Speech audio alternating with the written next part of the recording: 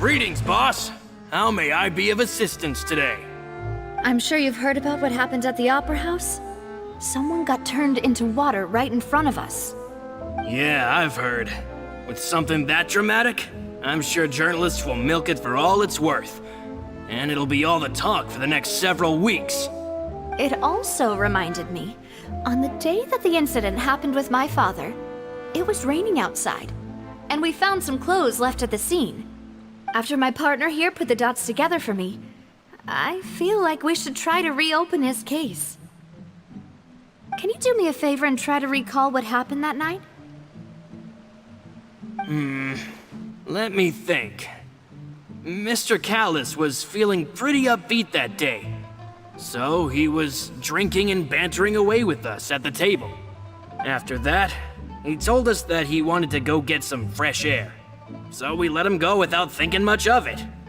Who knew that we would hear 2 gunshots ring out right after? My first reaction was that Mr. Callis's life was in danger.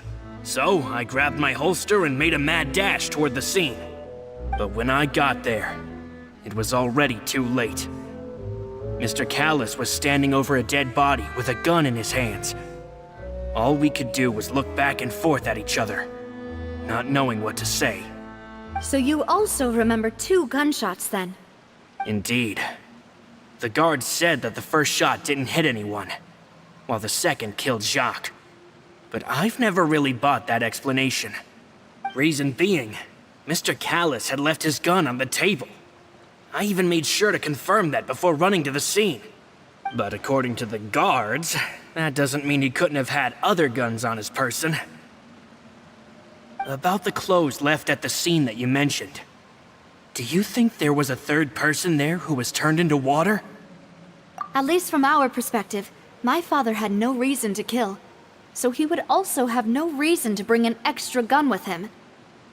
The gun he was holding probably belonged to Jacques, or a third person on the scene.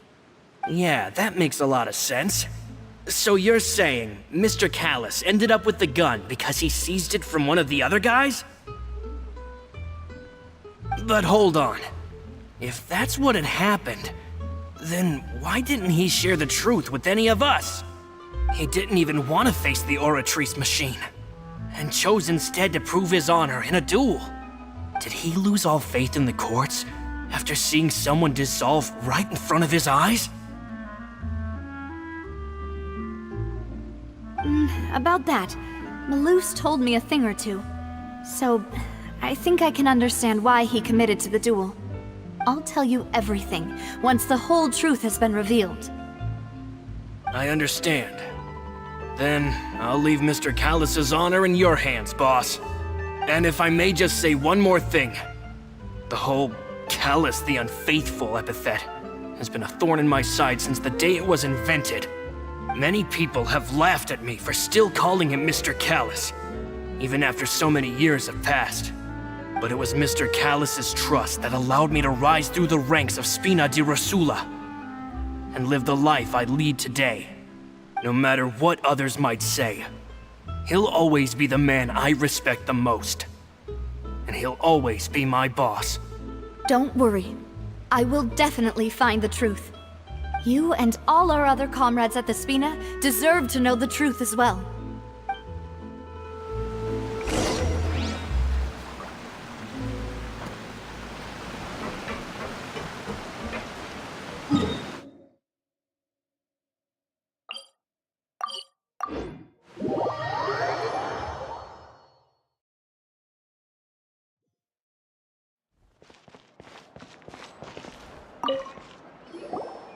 Hey, Thierry, it's me.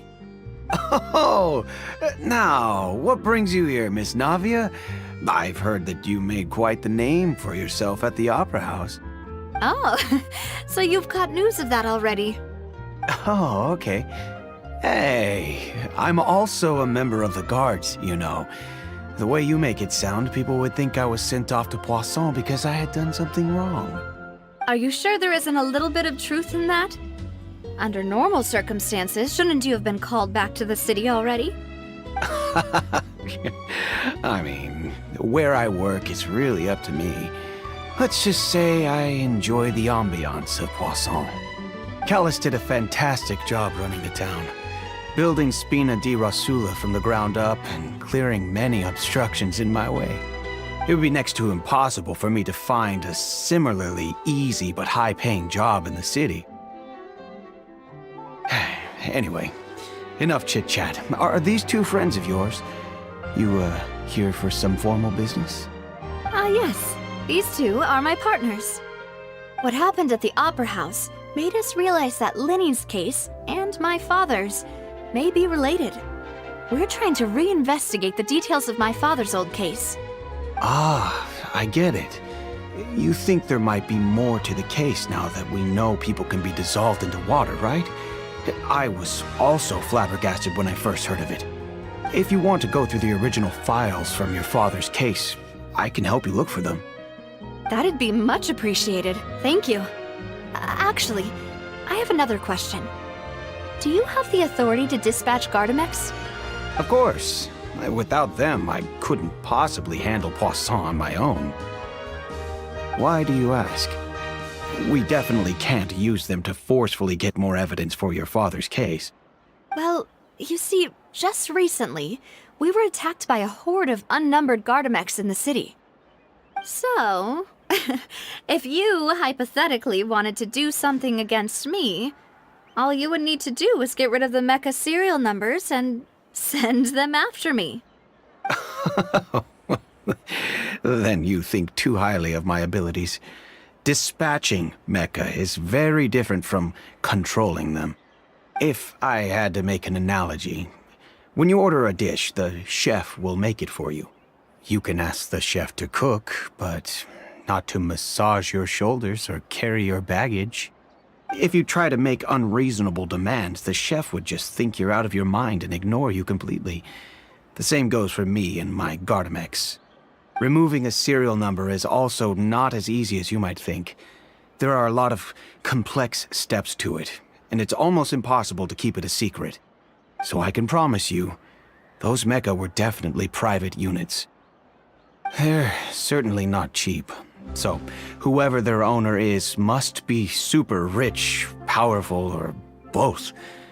Now that you mention it, though, being in the synth business would definitely be profitable enough to afford this. Oh, then you're officially in the clear, Thierry. Oh, well, thank you for the vote of confidence, Navia. Jokes aside, I'd like to wish you all the best with your investigation. I'll be staying in the city for a little while, so just come find me if you need any support from the guards.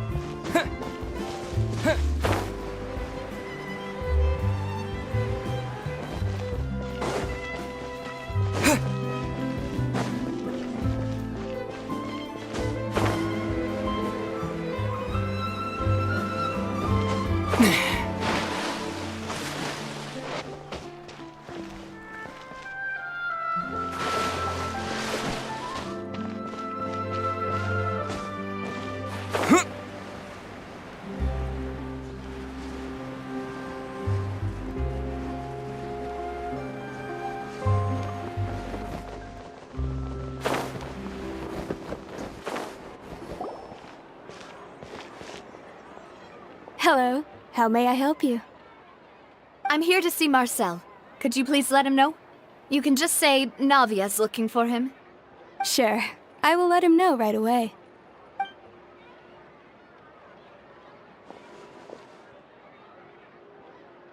Navia, hello. Sorry to keep you waiting. I'm not as young as I used to be, so my legs are giving out a bit. Oh, it's all right, Uncle Marcel. There's no need to stress. I just wanted to talk to you briefly about what happened in the Opera House. I'm sure you saw everything too, right? Yes, I've never seen anything so strange. Oh, you were at the Opera House too? That's right. I went there with Navia to see the magic show. Who knew it would turn into a whole murder mystery? I also witnessed your marvelous sleuthing work. Quite impressive. To beat the Hydro Archon at her own game on her own turf, I can already imagine everyone in Fontaine discussing your exploits over a few glasses of wine. Oh, Paimon doesn't want to become the talk of drunkards. Apologies. It's just how Fontaine is as a nation. Everyone loves drama and theatrics. Uncle Marcel, you've also noticed that other thing, right? The fact that humans can dissolve in water?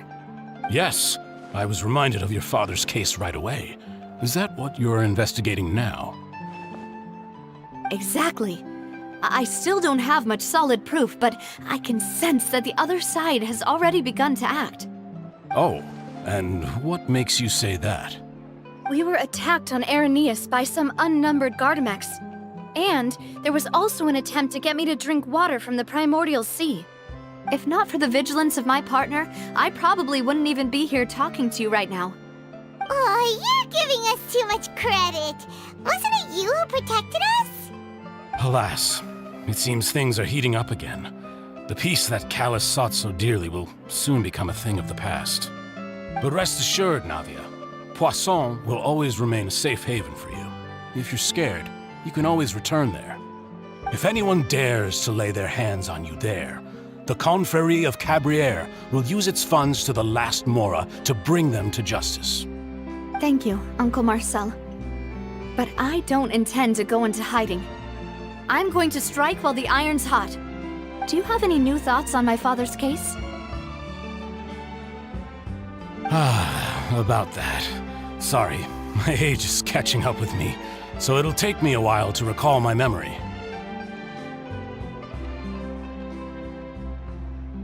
The Confrérie was responsible for that banquet, so I was out and about the whole time making sure things were running smoothly. I didn't even have the time to drink with the guests. Then I heard the sound of a gunshot, and the rest was history. Oh, it's okay. No need to push yourself. We'll ask around some more, see if there are any valuable clues elsewhere. Sounds good. Just let me know if you ever need Mora. All my wealth comes from Callus's patronage and support. I'll spend however much it takes to clear his name.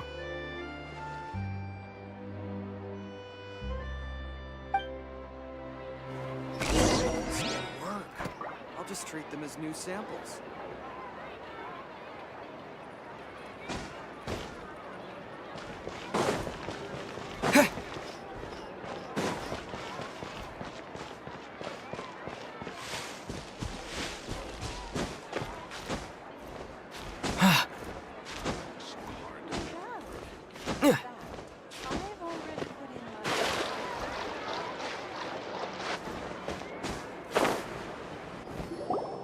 We've talked to all three suspects, purely based on their conversations with me. None of them sounded particularly suspicious. I suppose that's to be expected, though. If a single conversation's all that's needed to find them out, then my father wouldn't have needed to investigate the case for so many years. Anyway, even though we didn't make a breakthrough, let's still compile what we were able to find. But where should we start?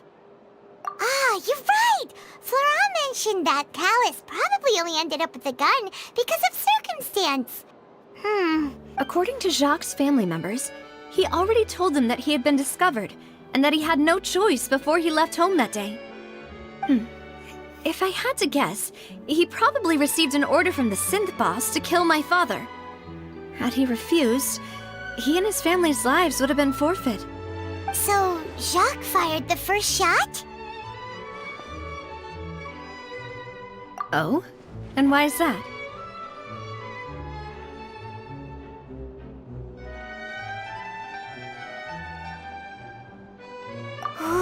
That's a good point. Jacques probably already knew that he was just being used as a tool for murder. And once he had completed his mission, he'd be of no more use to his boss. Huh. So, what would make more sense from his perspective would be to turn his back on the Order and seek protection from my father. Makes sense. But without evidence, that's still just a theory. Besides Jacques, the attack from the Gardamex has been bothering me quite a bit as well. It's obvious that our enemy has become more antsy after the secret of the primordial seawater was revealed. Do you think he knew, even then, that we'd follow this lead to the end? Given everything that's happened since, it's quite possible. But who among the 3 suspects would have the ability to control privately owned Gardamex?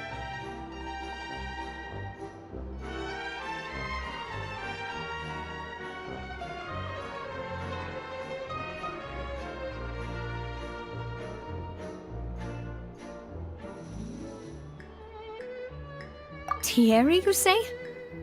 Huh. It is possible that he's figured out a way to convert the Gardamex for personal use. But I didn't feel like he was lying when he was talking to us about the mecha. I also don't think he'd be able to keep that kind of tampering under wraps. Yeah, had he actually tampered with the mecha, we'd be able to prove it with a simple check of the guard's inventory. If the mecha were taken from the guards, it should be pretty easy to find out when and how that happened.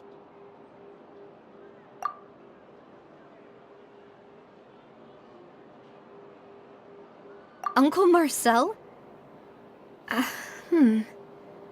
My father did really trust him. And they worked together on a large number of projects. Maybe that's how he got to know Jacques. And with funds from the Confrérie, he could also afford a large number of Gardamex. It's still really hard for me to imagine, though. After all, Uncle Marcel has been around since I was just a child. Also, wouldn't this mean he has been spending a whole lot of mora and energy to fight his own synth business? Florent? It is true that he was closest to my father, and thus had the best chance of learning about his dealings with Jacques. But as Spina di Rosula's advisor, his work mostly deals with personnel and security, so he shouldn't have much means when it comes to finances. So you're saying he's too broke to afford a mecha army? Exactly. He can't. And even if he could, I don't think he would be able to dispatch a whole group so quickly. Who could it be?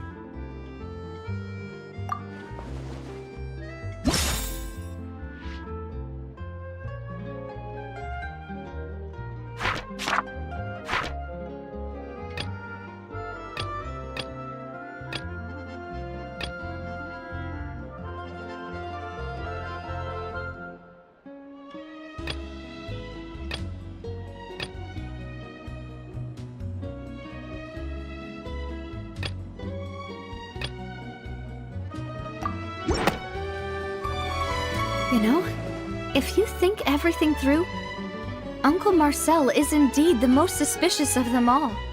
Could we be missing other suspects? Malus didn't know about the people turning into water thing when he narrowed it down to these 3, did he? Malus has always been very reliable, and his judgment of others' trustworthiness has been fair and well considered. When he laid out his case for the 3, the rationale he gave me made a lot of sense as well. The suspect is knowledgeable about the Spina's internal affairs, has the means to dispatch Mecha to assassinate us, and possesses significant intellect and foresight. Even if I don't want to believe it, I'm starting to see how things could all tie back to Uncle Marcel. Well, we still have another trump card on top of all the theorizing and speculating. Yes, Malus did say that charging straight in there would be extremely risky. But we don't have any other options right now. We need far more solid proof before we can hope to go charging in on our enemy. Navia, here you are. Oh, I've been looking for you. Huh? Aren't you the guy from the guards? Did something happen? Yeah. News came from Irenaeus just after you left. We've got another trial on our hands. Wasn't that place built specifically for holding trials? What's so newsworthy about this one? I know. But they said the person they're putting on trial is a Fatui harbinger called Tartaglia. What? Is that someone you know? Yeah, we know him. Maybe even a little too well.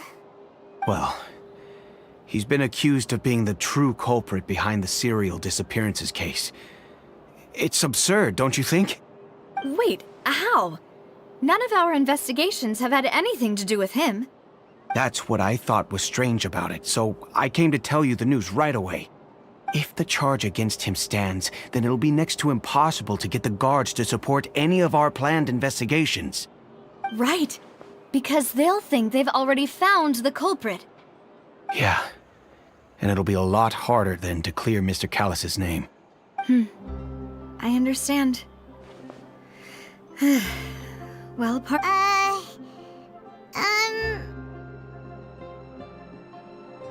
Huh? Split up? What do you mean?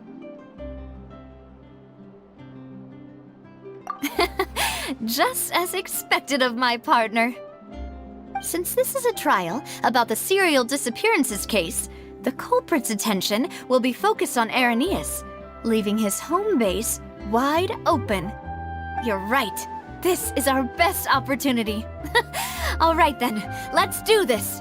I'll stall them at the Opera House and charge Marcel as the true culprit. I won't have any chance of making that charge stick, though, unless we find more evidence.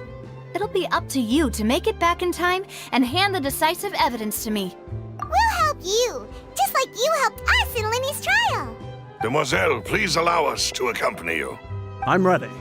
Ah, Malou, Silver. When did you two get here? We heard that you'll be leaving Poisson and figured that you might require our assistance. It's our hope that your confidence will be bolstered with the two of us by your side. Thank you so much. Then, let's make haste for Irenaeus. Paimon, Traveler, I'll see you at the Opera House. See you then!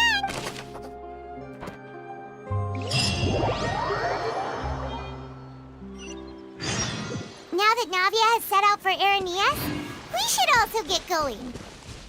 The location has already been marked on the map, so let's head over. Huh. According to Malus's info, the synth production base is underwater. Let's go and try to find the entrance.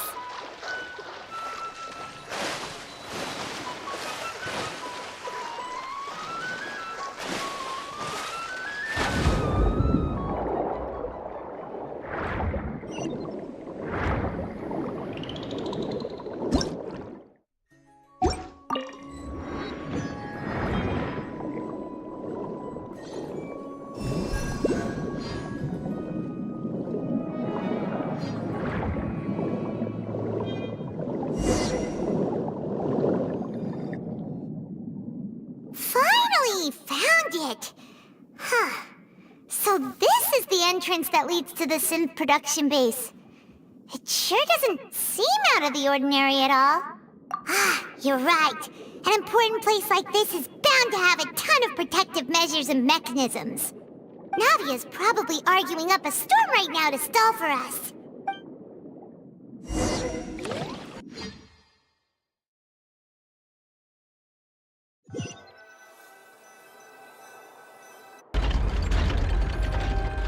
It would appear that I must repeat my question again, Mr. Tartaglia. Do you accept the charge that you are the true culprit behind the serial disappearances case? To be perfectly honest, I don't understand your country's complicated court system, or the reason why I'm being charged with something I've never even heard of. However, I did hear that people who have been charged can choose to participate in a duel to clear their name. Is that right? In which case, as long as I accept the charge, I can have an all-out fight with that champion duelist Clorend, right? I've got to admit, that's one of the most enticing offers I've ever received. When I privately sparred with her last time, she was obviously holding back. Real disappointing. Hey! Don't Don't you understand? You're currently the prime suspect for a major case. This isn't the place for you to be looking for fights. Oh? Sounds like the Hydro Archon wants to lecture me on the ways of the Opera House. Then why don't you duel me too? I'm the kind of student that learns best in the heat of battle.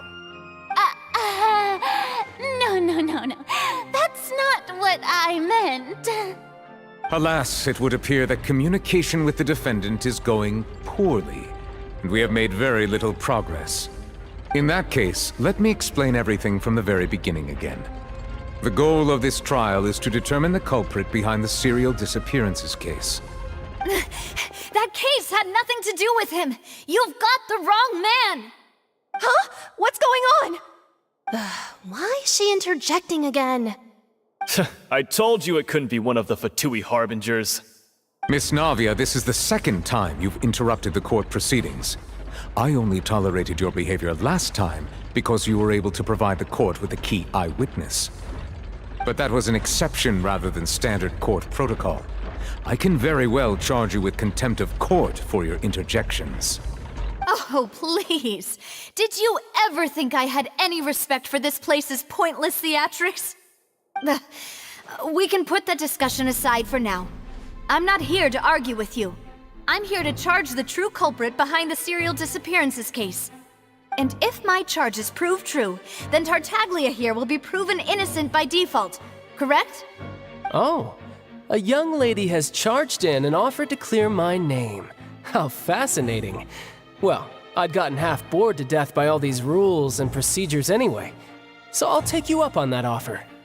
So, Your Honor, is there nothing else for me to do now? You may take a seat for now in the audience, but that doesn't mean the suspicions against you have been lifted. Now then, Miss Navia, who is the person you would like to charge instead? That person is...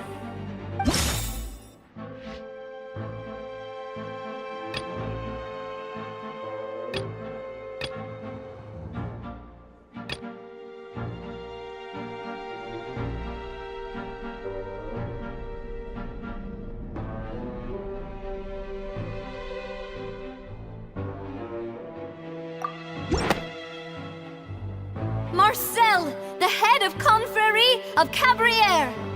Huh? What confrérie? Never heard of them in my life. I've heard of them, but weren't they Spina di Rosula's sister organization? Oh, is this going to be a friends to enemies type situation? Please let me remind you, Miss Navia, that charging someone is an incredibly serious matter. Committing to the charge also means taking on the legal responsibilities associated with it. And if the charge fails, depending on the circumstances, you may also be charged with the crime of making a false accusation. Knowing this, do you still wish to charge this man? Yes, I do. In that case, I declare the charge to be valid. Miss Navia and attorneys, please take your places on the court. Members of the guards, please contact Mr. Marcel right away so that he may stand trial.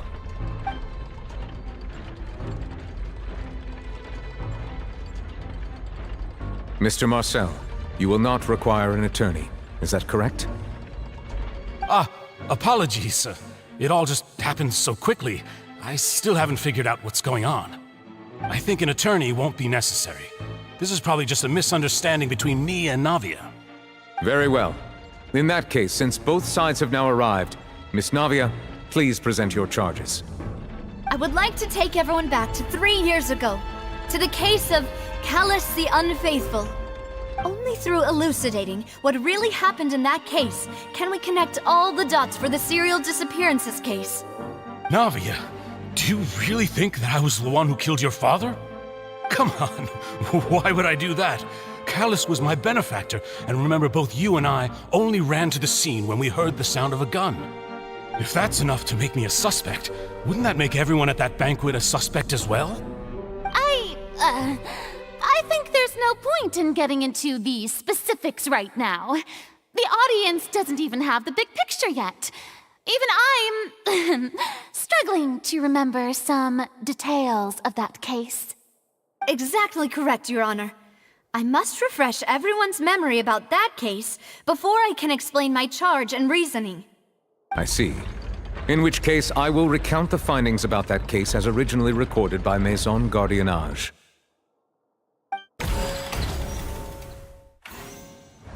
On the day of the murder, Spina di Rosula hosted a large banquet in a countryside estate owned by the Confrérie of Cabrières. During the banquet, all attending guests heard 2 gunshots from the courtyard. When the guests arrived at the scene, they found the primary suspect, Callus, holding a gun, while his acquaintance, Jacques, lay dead from a gunshot wound. The guards' investigation did not recover any other firearms from the scene. As a result, they concluded that the suspect's first shot must have missed, while the second must have taken Jacques' life. The suspect did not dispute this conclusion, and also declined to defend himself in court. Instead, he chose to prove his innocence through a duel. Callus was defeated by champion duelist Clarande in the ensuing duel, and soon succumbed to the injuries. These are the known facts about the case. The one with the motive to kill was Jacques, not my father. And even so, Jacques still had no reason to pull the trigger. In truth, the third person shot Jacques first, and was shot in turn by my father when my father seized the gun from him. After that, the true culprit turned the third person into water, erasing all traces of him from the scene. Thank you for the summary, Your Honor. Of course, the guard's conclusion appeared quite sensible to us at the time. However, we should revisit the case now that we've gained new information about the abilities of water from the primordial sea.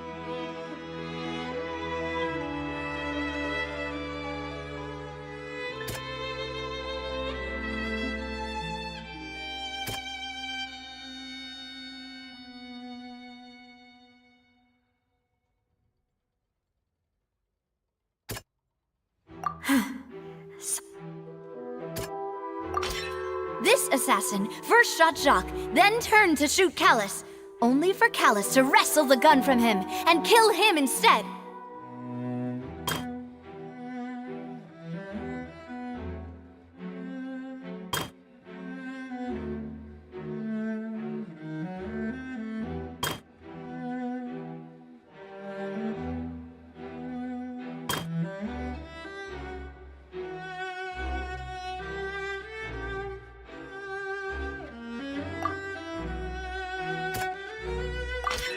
A pile of clothing was found at the scene.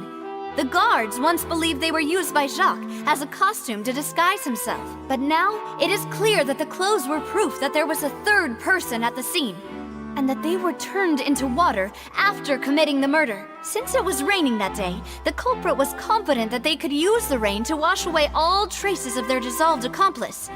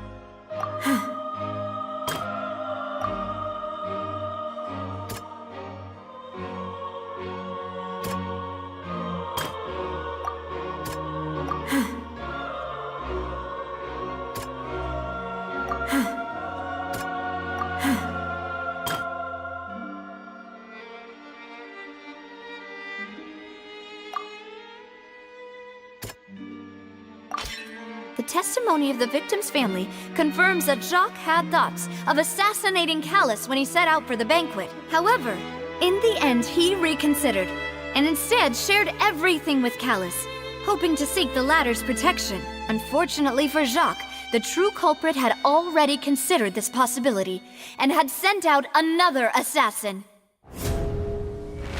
Realizing this, the true culprit caused the hired assassin to dissolve into water, leading everyone to believe Callus was responsible for Jacques' murder. This is the true version of events.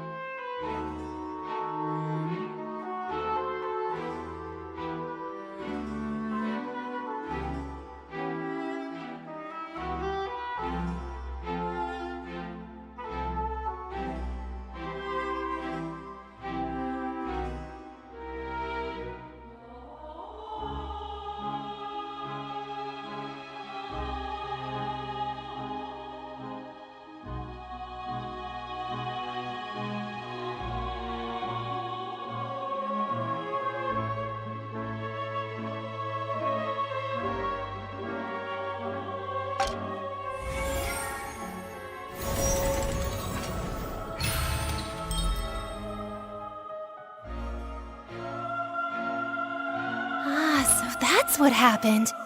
Wait, you're telling me something as dangerous as water from the primordial sea has been used for all these years? What a great theory. It also explains Callus's and Jacques' respective motives. I guess they didn't shoot each other after all. Mr. Marcel, you are the one being charged with the crime. You should provide a rebuttal if you wish to prove your innocence. Ah, but I think I agree with everything Navia just said. In fact, there was nothing in her speech that directly implicated me. Then, may I ask some questions? In my opinion, we primarily need to determine two things. One, do you have the evidence to back up your claims? I'm afraid not. At least not at this very moment. Boo! If you don't have any evidence, you should just go home! I may not have the evidence with me, but I know where I could go to collect it. If we look up the deserted clothes against a record of people who went missing around the same time, we should be able to find a match. Considering the serial disappearances case, the guards probably kept careful records of all missing persons from around that time, regardless of age or gender. That makes sense to me. Monsieur Neuvillette, I would consider this to be a reasonable investigative direction. Why do I feel like Farina's acting a little differently today? Maybe she's scared of embarrassing herself again? Alternatively, she's become more diligent after charging an innocent citizen in the last trial. My second question has to do with the ensuing duel. If the truth is indeed as you described, then why didn't Mr. Callus explain himself in court? If he had testified that a person had been dissolved, he could have at least mounted a defense. I've thought about this too, and the answer is actually pretty simple. He felt there were things that were more important to him. The dissolving power of water from the primordial sea is an important secret for the true culprit of the serial disappearances case. My father could have exposed it for all to see, but he chose to take it to the grave. At that time, Spina di Rosula was in dire straits, and his reputation had already been shattered. He had no guarantee that going forward with the truth would allow the culprit to be brought to justice. What was certain, however, was that it would paint a gigantic target on my back. Boss once told me that Demoiselle had already been selected as the next target of the serial disappearances case. What? If the secret had gotten out, the the culprit would have fought an all-out war with Espina right there and then. I wouldn't have been the only one in danger. All of us would have stood to lose our lives. Of course, the guards might eventually figure out the truth of the matter and determine that we were in the right. But what good would that do? How can a hollow verdict protect anyone?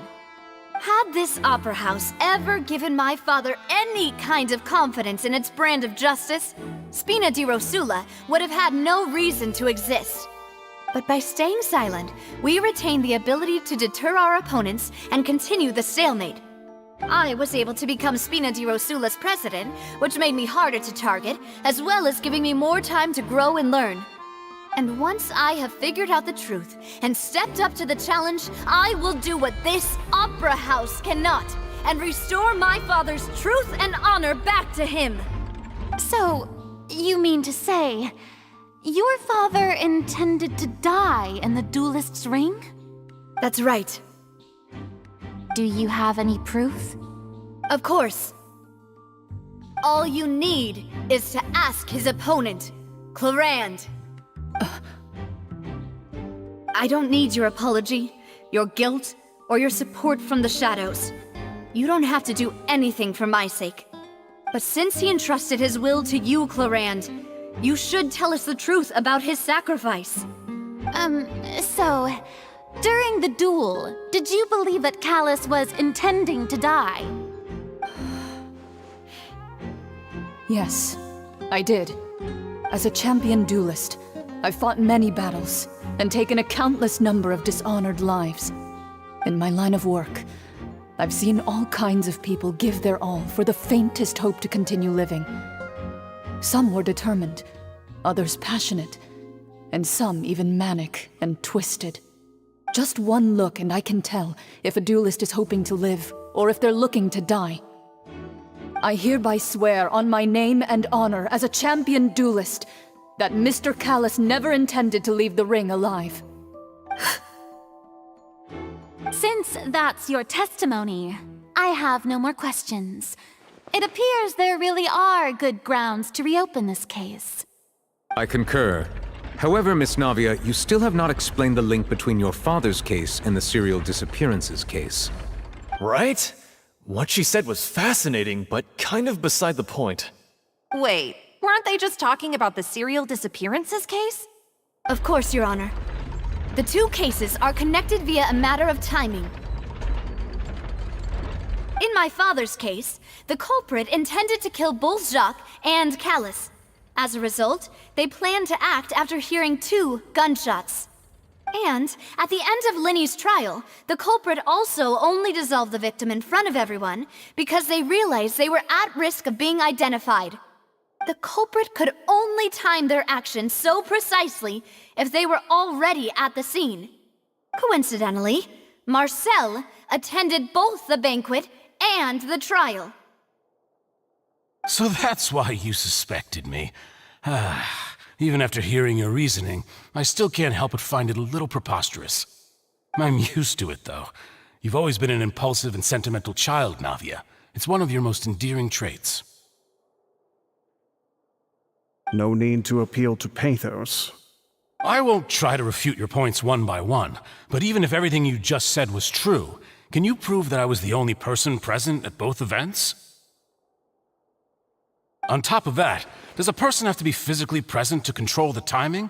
Can't someone remotely monitor the place?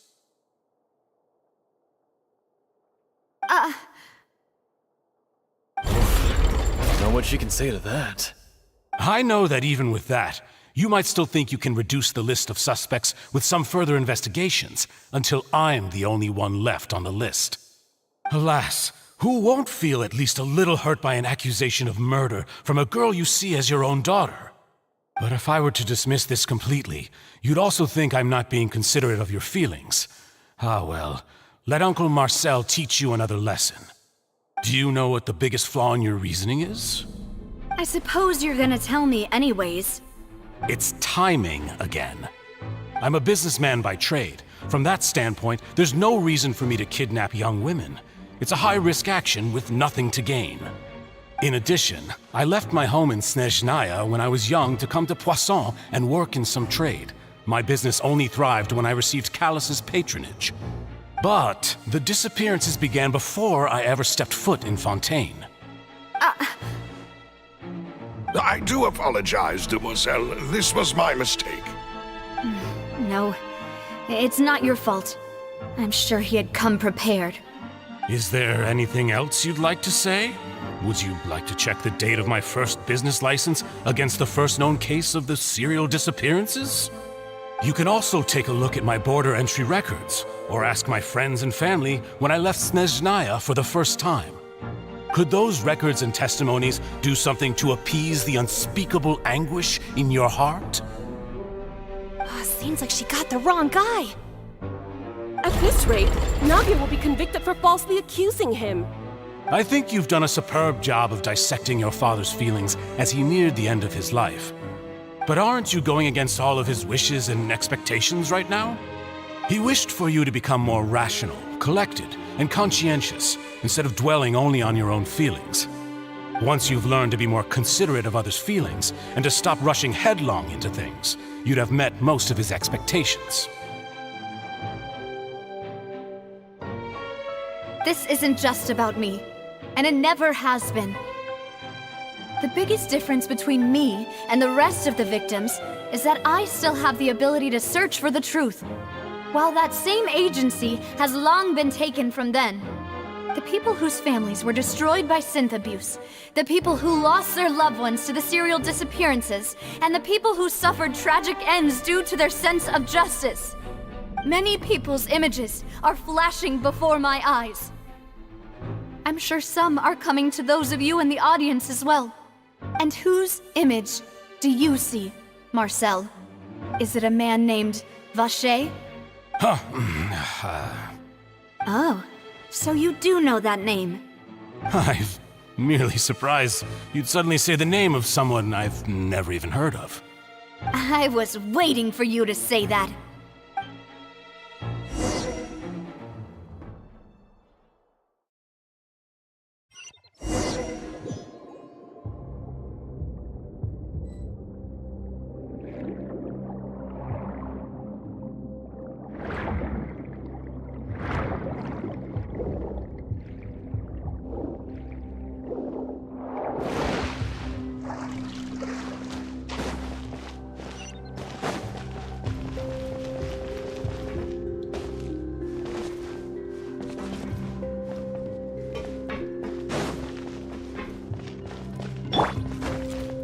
Don't blink!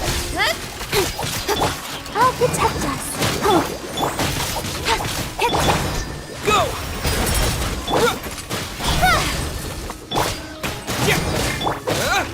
Luba, get them! Speed of light.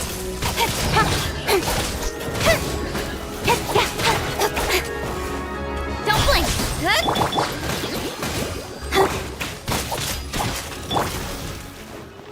Out of the frying pan, it's speed of light.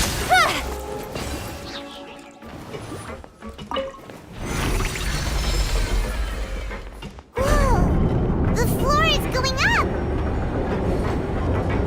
Is it because of this mechanism in the middle? That guy really prepared a lot of stuff for this place.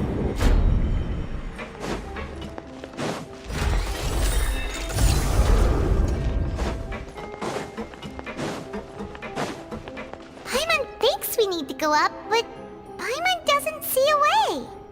Let's take a look around. Maybe we'll find a hidden mechanism that'll show us the way up.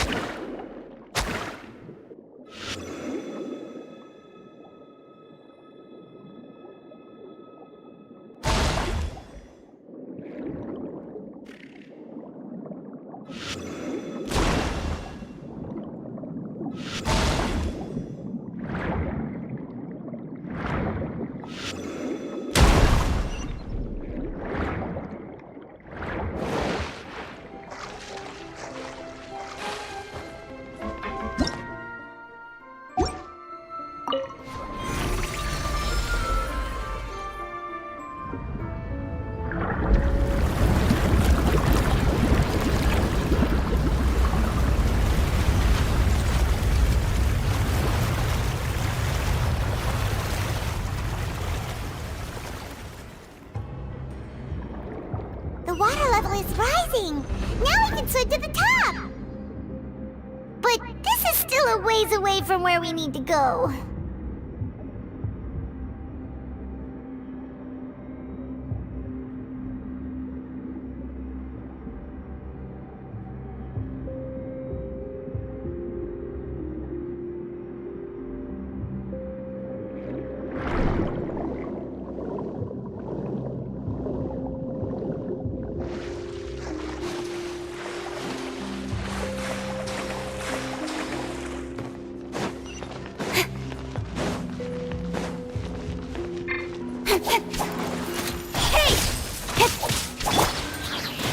Let's dance.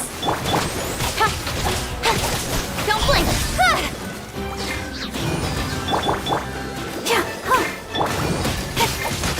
Incoming. Hey!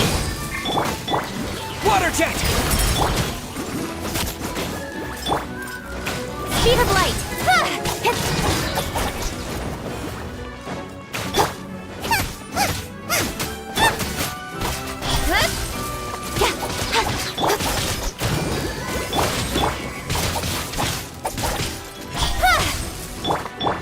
Nice and spicy.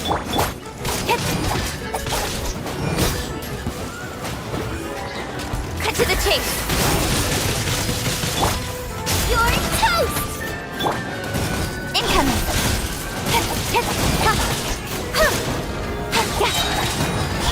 Hey!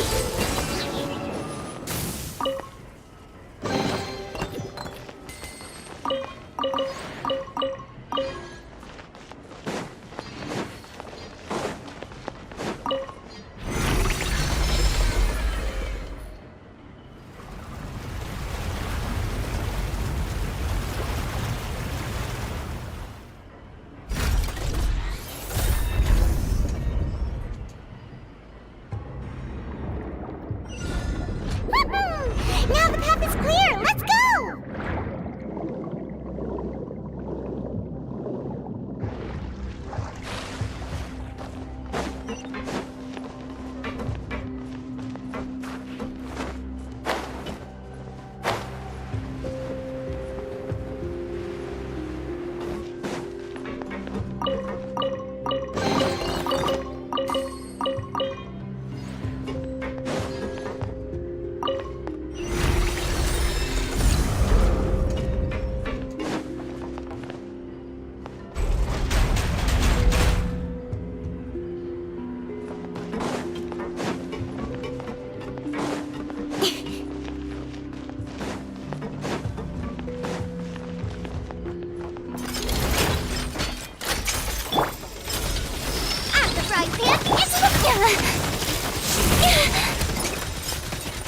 Nowhere to hide. Speed of light. I'll protect us.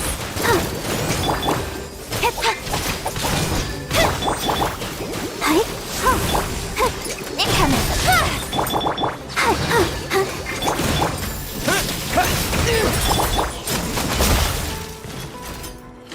Speed of light. Hey!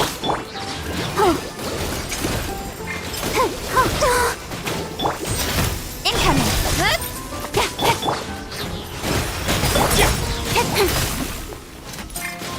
Don't blink. Goba, get them. Cut to the chase. Let the show begin. Incoming. Hey!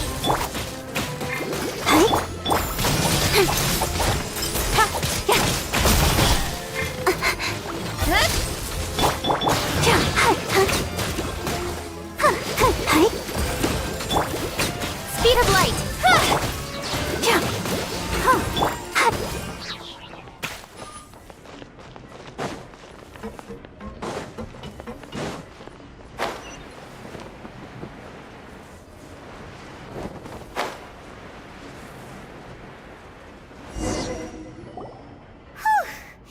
After all that, we finally made it to the innermost sanctum.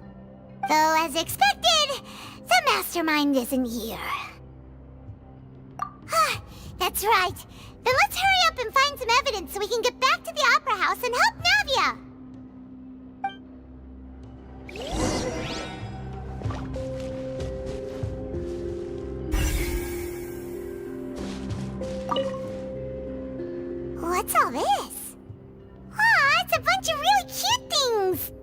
pink accessories, a hair tie, a necklace, even a makeup box.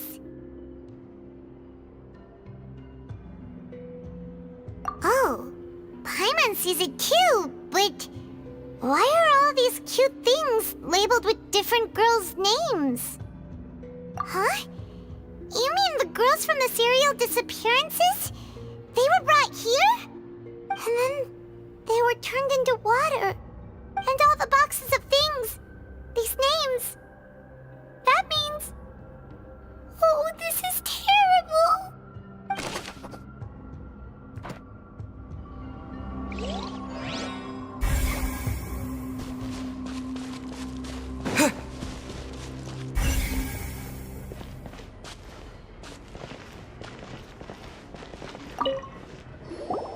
Let's see what's written here. Nothing escapes Detective Paimon's eyes. Callus. Navia's father. Oh, this seems to be an investigation report on him. Yep, it's about finding someone to assassinate Jacques and Callus because of a lack of confidence that Jacques himself would go through with it. This should prove the existence of the third person, right? We still have not determined the exact content of the key information Callus has passed on to certain members of his organization. The old dog's a real menace to deal with. Even if he abides by the promise he's made to us, he will still have the upper hand. He can act whenever he wants to make our lives miserable. The only option left is to remove him from the picture entirely. I concur. Let's send someone to kill him. He won't declare war as long as we don't touch Navia. Oh, seems like we've got a bunch of correspondence between the higher-ups. They're all just so evil.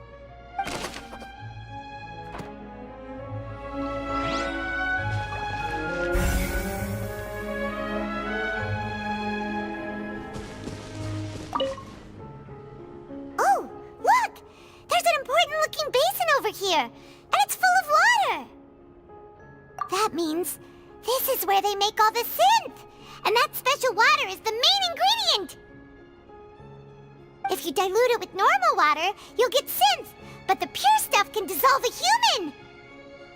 Paimon will take notes on this incriminating evidence.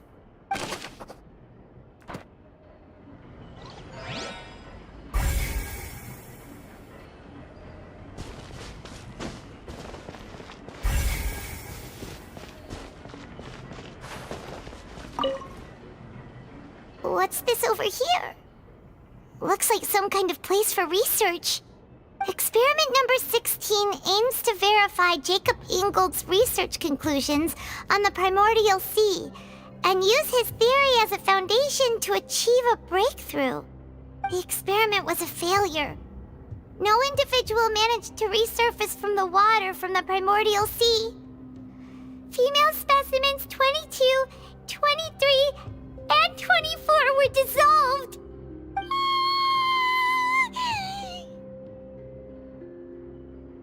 Sorry, Traveler. Paimon will try her best. It's just that Paimon's never read something so scary before. How can someone write something that terrible in such a matter-of-fact tone? You read the rest. Paimon's too scared to keep going.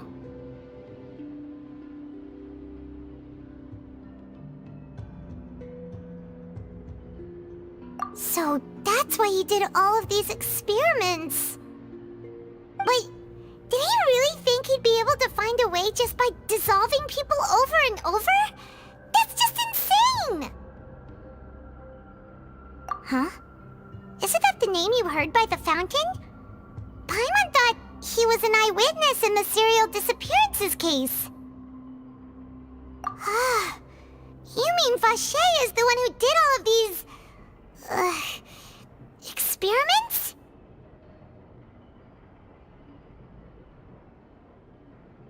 So that's it! Vache was no victim, but personally took his lover and... No, that's not it either! If that's the case, why would he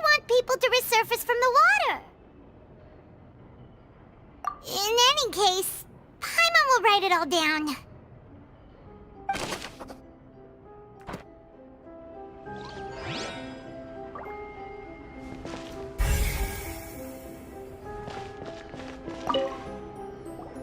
Whoa! There's so much synth here! And so many bottles of ingredients that probably just contain the waters of the Primordial Sea. Mixing in progress. Ready to drink? Stock sample? Huh. They've also got all the synth pretty clearly labeled. Whoa! There's even fruit-flavored synth? Yep, it's super obvious.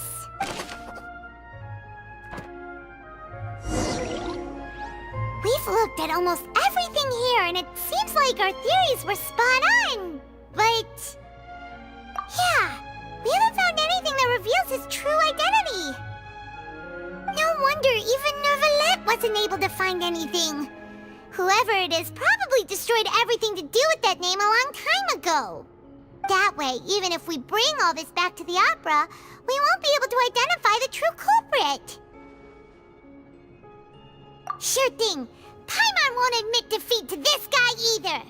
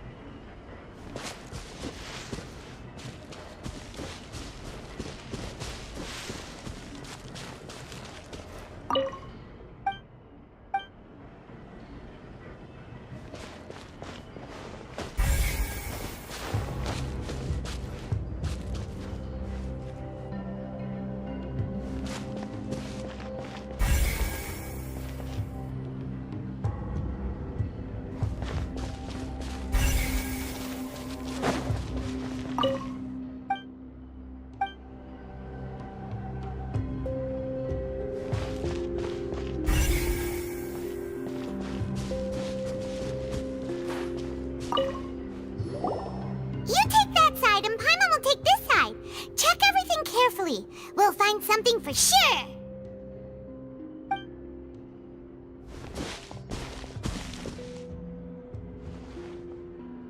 Ugh. Nothing at all. And Paimon can't even find snacks either. Whoa, really? Let Paimon see. Vinier. Isn't that Vache's lover's name? Then you found her diary. Let's see. Aw, it's just a normal diary chronicling their love story. She was so sweet, too. Oh, so many. A whole page's worth. But they're all crossed out. Was she unhappy with all of them? The final name she decided on was Marcel. Wait, but Marcel's pretty old. Has this case been going on for so long that he's Vache and Vinier's grown son?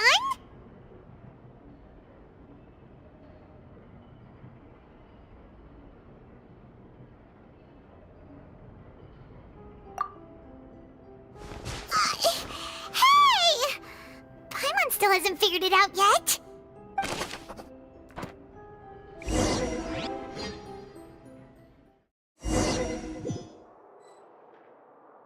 And whose image do you see, Marcel? Is it a man named Vache? Oh, so you do know that name. I'm merely surprised you'd suddenly say the name of someone I was waiting for... Navia! We're back! As expected of my partner. I just knew you'd return in the nick of time. Just how often do you intend to flout the rules of this court? It's all right, Monsieur Nervalette. Given their confidence, I expect they've found the crucial evidence.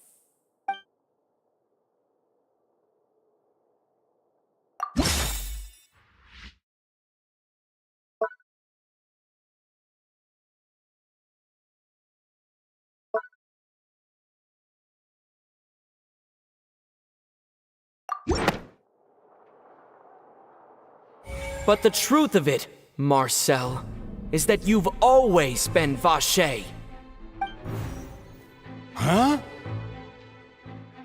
We've investigated your lair and we already know everything! After your lover, Vinier, was dissolved, you kept abducting young women to experiment on the hopes of bringing her back to you! You even created Marcel as a new identity and destroyed all records of your past as Vacher! So that's it. Even the villains in opera performances rarely go that far. And with that, Marcel's motive has now been established. This information regarding your past also dismantles your prior timing defense.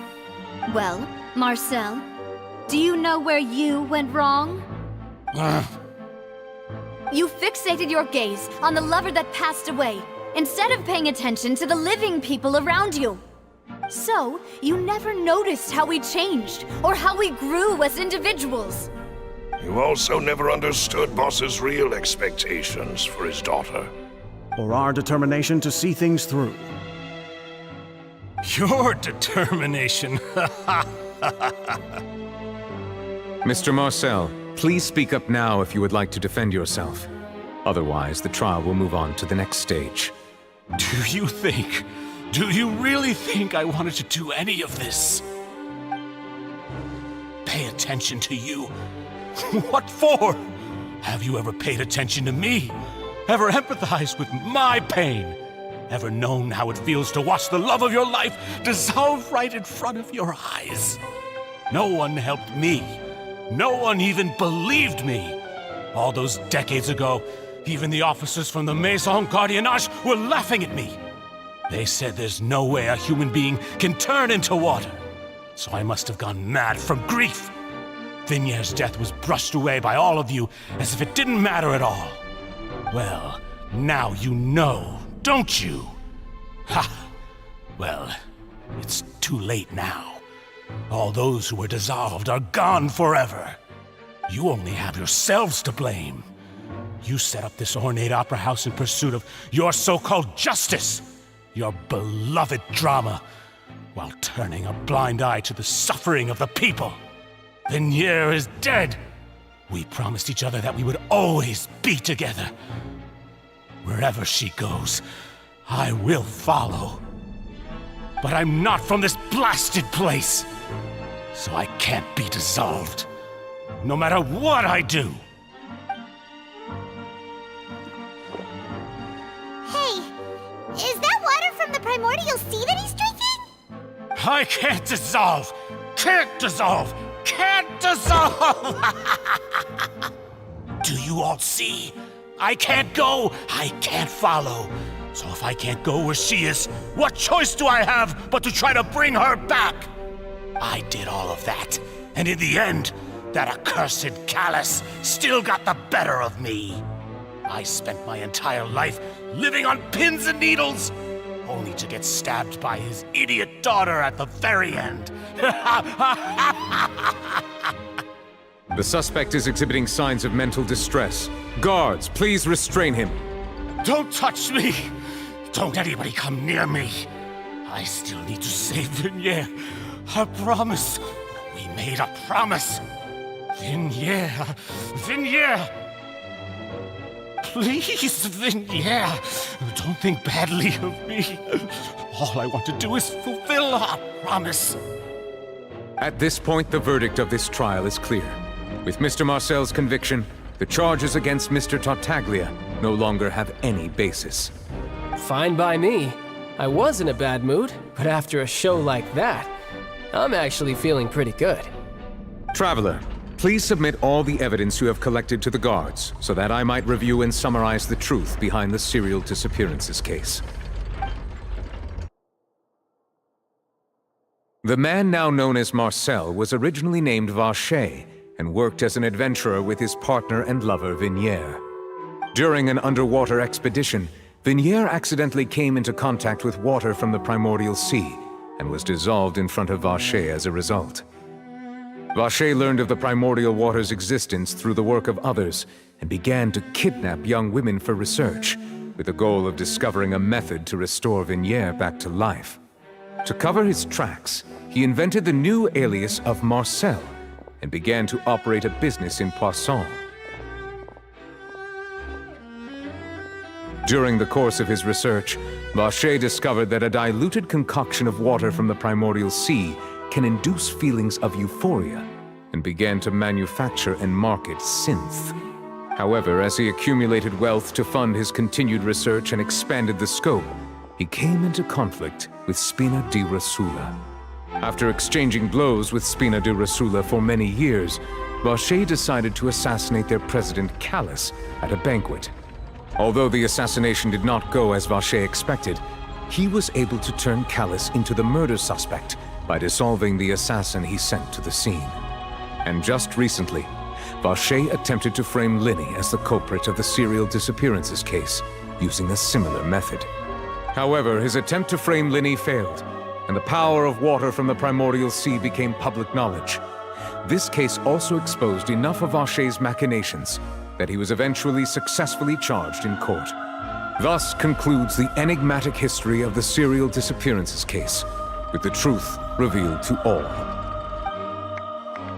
The Oratrice will now deliver the final verdict regarding the charges against Mr. Vacher.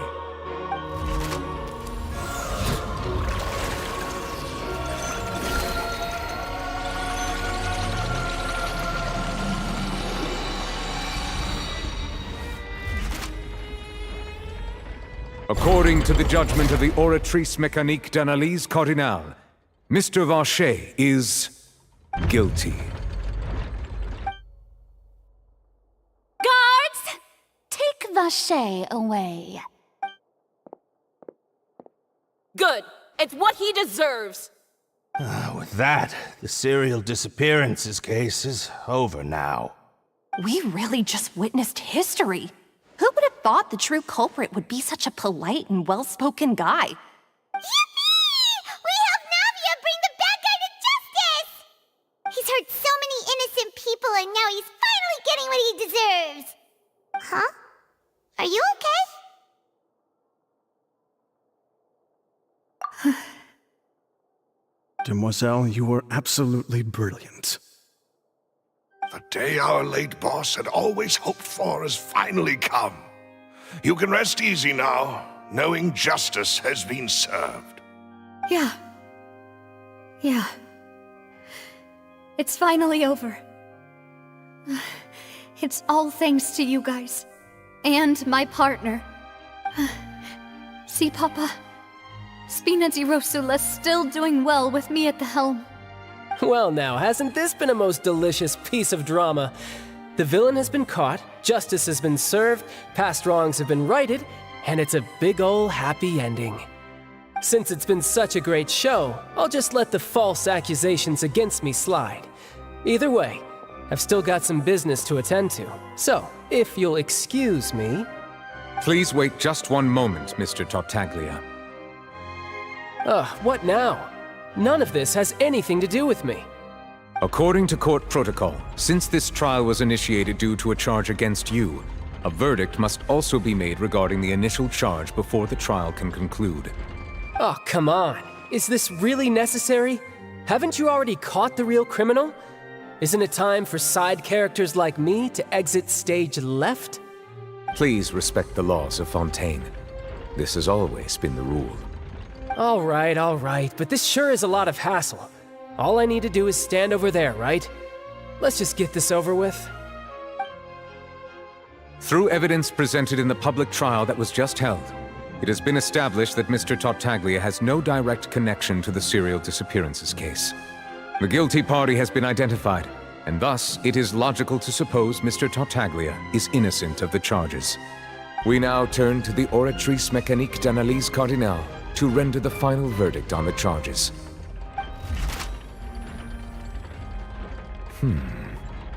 According to the judgment of the Oratrice Mécanique d'Analyse Cardinale, Mr. Tartaglia is guilty. What? Hey! That's not funny! Didn't you just say I'm supposed to be innocent? What's with this verdict? Is your justice machine malfunctioning? Huh? This has never happened before. the Oratrice actually returned a different verdict from the Chief Justice. I mean, have you ever heard of an innocent Fatui Harbinger? Do you think the Oratrice might have just convicted him on general principle? But weren't the charges about the serial disappearances case? No matter what else he's guilty of, it shouldn't affect the verdict in this case, right? The judgment of the Oratrice Mécanique d'Analyse Cardinal is, by law, the final verdict of the court. We must accept the guilty verdict. Guards, please take the suspect into custody per court protocol.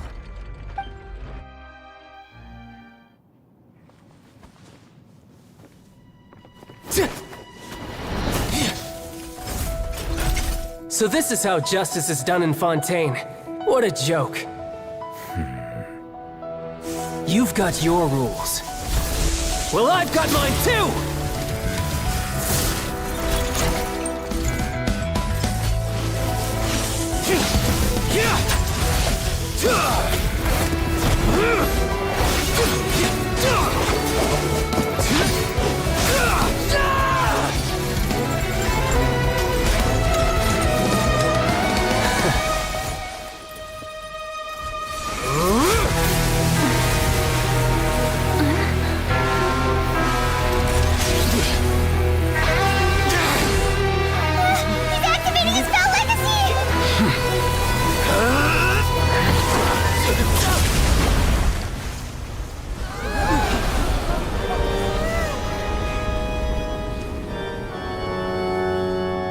I am sorry.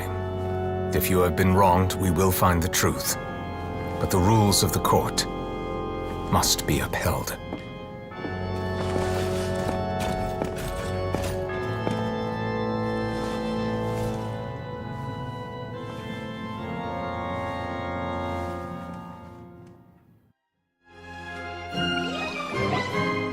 Hey, Monsieur Novelette, what's going on? Shouldn't they have been cleared already? Apologies. This is also the first time I've encountered such a situation. However, according to the rules established at the conception of Fontaine's court system, the Oratrice's judgment is the final verdict of the court. All I do is follow court procedure. As for why the Oratrice arrived at the conclusion it did, you should probably ask someone more knowledgeable than me. Why are you looking at me? I had nothing to do with it! I don't know what happened there either! Hey, stop staring at me! What does Lady Farina mean by that? She says she has no idea either, but that's impossible. Didn't she create the Oratrice herself? Yeah, so are the verdicts reliable or not? Can results like this really be called justice?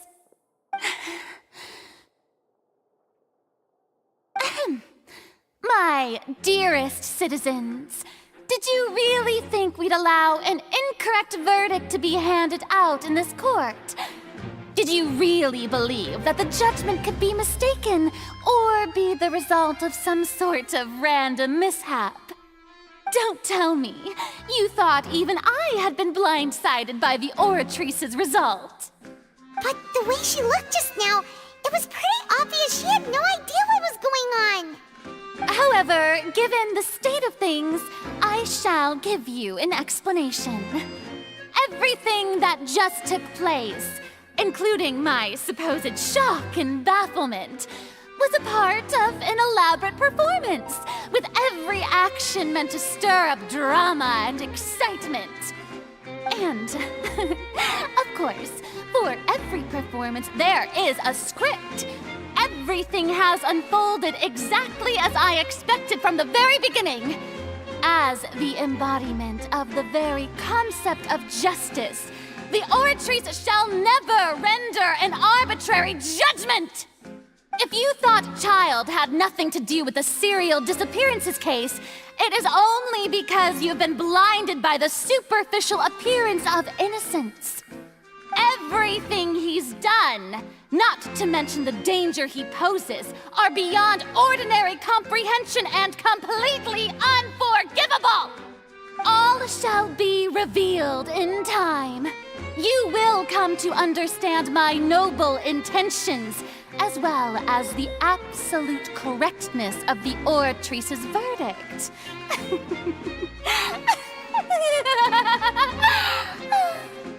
Now, having said that, although I hate to leave things hanging in suspense, it is now time for this performance to end. As the lead actress, I shall be the first to take my leave. Toodaloo! So she chose to make her escape after all, did she? So you're saying we shouldn't put much stock into what she just said? She probably just put on that performance to save face. As for the truth, it's unlikely that she actually has any idea. However, please be assured that I will continue to investigate this case in a personal capacity. Just as I promised, if the judgment has been incorrect, we will do our utmost to clear his name. All right. Even though we feel pretty badly for him, we'll take your word for it for now. After all, he's done plenty of bad stuff, so he should have known he'd go to prison someday, right?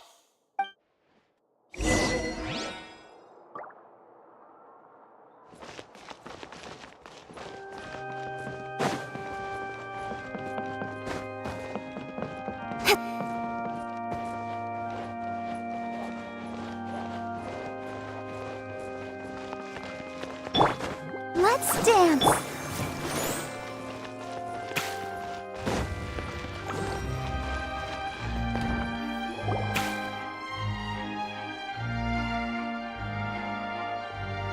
Hey, what are you doing? Quick, stop him! Traveler! Hey! Traveler! Marcel! What are you doing over here? Stop resisting arrest! Cease, or we'll add another charge to the list. No, wait! I just want to ask the Traveler something. I'm not looking to run away. Please, just let me ask this one small thing. Go on. Thank you. I was being led away when I finally realized something. Where did you first hear the name Vacher? I erased all records of that name. So, unless... Are you still trying to prove your innocence? Give it up. You've already been convicted. Really? You did? You're sure? You met her? But how could that be? How did you manage to do it?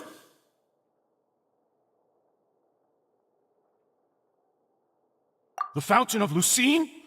Then she's been so close to me all along. And I just never... Please give me a chance to talk to her again. Just let the Traveler take me to the fountain to see her one last time. This is the last request I'll ever make in my life. You can do whatever you want to me afterwards. I don't care. What? Give an inch and you want to take a mile? Do you think serial killers get to make requests like that? Paimon agrees. Why should we give him what he wants when he's only done a ton of super terrible things? This request, is it worth as much to you as your life? Of course! Wait, no. It's worth even more than my life. Humans. Will they betray the instinct to live just to satisfy spiritual needs? Very well. I will grant your request. Your Honor, I fear that... I will go with him. You do not need to worry about any escape.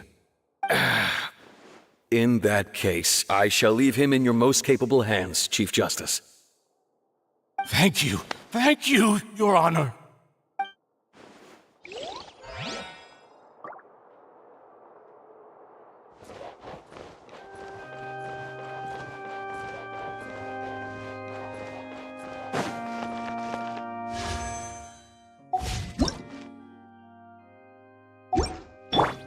I'll protect us.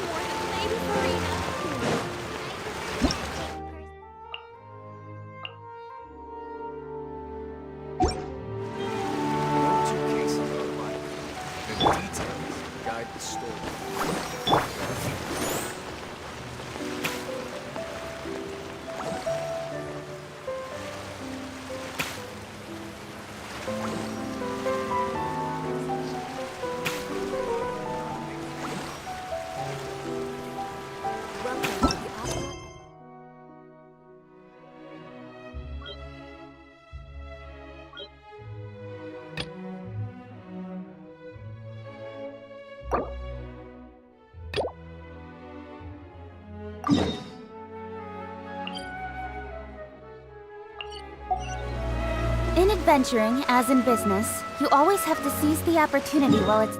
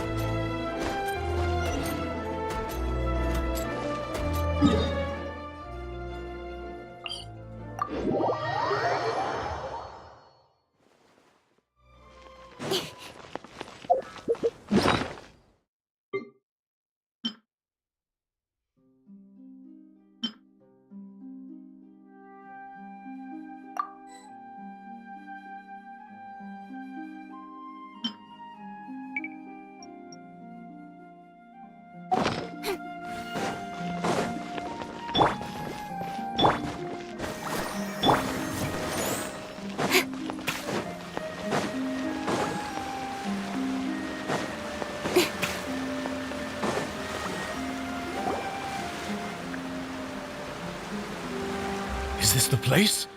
You said she's here, but what do I need to do to see her?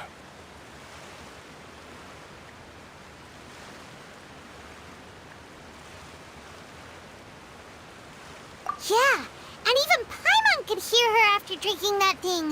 Didn't you just drink a lot of it on the stage as well? Oh, Vache! Ah! Yes, that's it! So you heard it too! Vinier, it's me! It's me, Vache! Vache? Vache! I'm here! I'm here! Where are you, Vinier? I'm coming for you. I'm finally here for you. Hey, wait! Be careful! Hey, wait! Vinier, is that you? It's me, Vache! Vinier! Vache? Why did you come? Didn't I say? You don't need to look for me. You look a lot older than I remember. How long has it been? It's been more than 20 years. I've suffered for over 20 years since the day you left. All this time, only the thought of bringing you back has kept me alive. Nothing else mattered to me. I must be dreaming. Who would have thought I'd get the chance to tell you all of my feelings like this? Vinier, you are my everything. I really don't know how I could live without you. But Vache, if you ask me, this world would be better off without you. What are you saying? If not for you, I would have finished my law degree and probably become a top-tier attorney one day. If not for you, I would have continued to pursue my love of the arts, and my works would have been displayed in the Palais Mermonia itself. If not for you, I would at least have been able to take care of my mother. And she would not have grown old and died alone, with nothing but the tears on her cheeks. It's all because of your selfishness, Vache. It's all because of you. You... Wait, you are not Vinier. Who are you? You're right. I am not Vinier. I am the sacrifices. Every woman who died by your hand, as our bodies dissolved, our consciousnesses flowed back to the primordial sea. Our thoughts circulated endlessly within the primordial sea, and we were no longer individuals, but we became one, just as streams of water come together in the sea. I'm Cressy. I'm Lemony. I'm Azine. The only one I am not is Vinier. Why? But then, where is Vinier? She doesn't want to see you anymore. Every tendril of her consciousness is avoiding you. This is what you get for your selfishness. Your selfishness robbed us of our lives and our futures. You said time and time again that you'd do any and everything for her. But did you ever consider whether she'd want to see you do the things that you did? if she would despise you for what you became.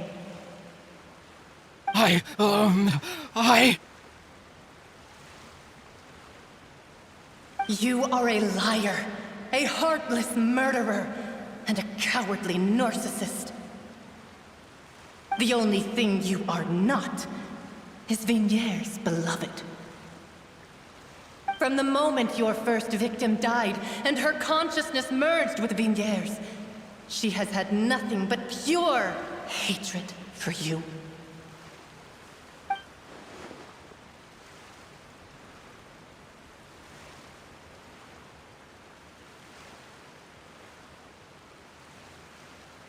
No!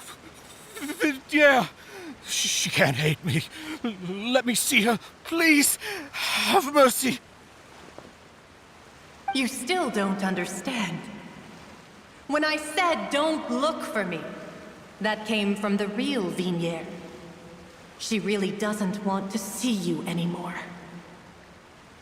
But on top of that, she also said that because it's her final drop of pity for you. She said that because she knew that if you did come here, we will show no mercy to you. Vache. Vache? Vache? Vache. Vache. Vache. Vache. Drown.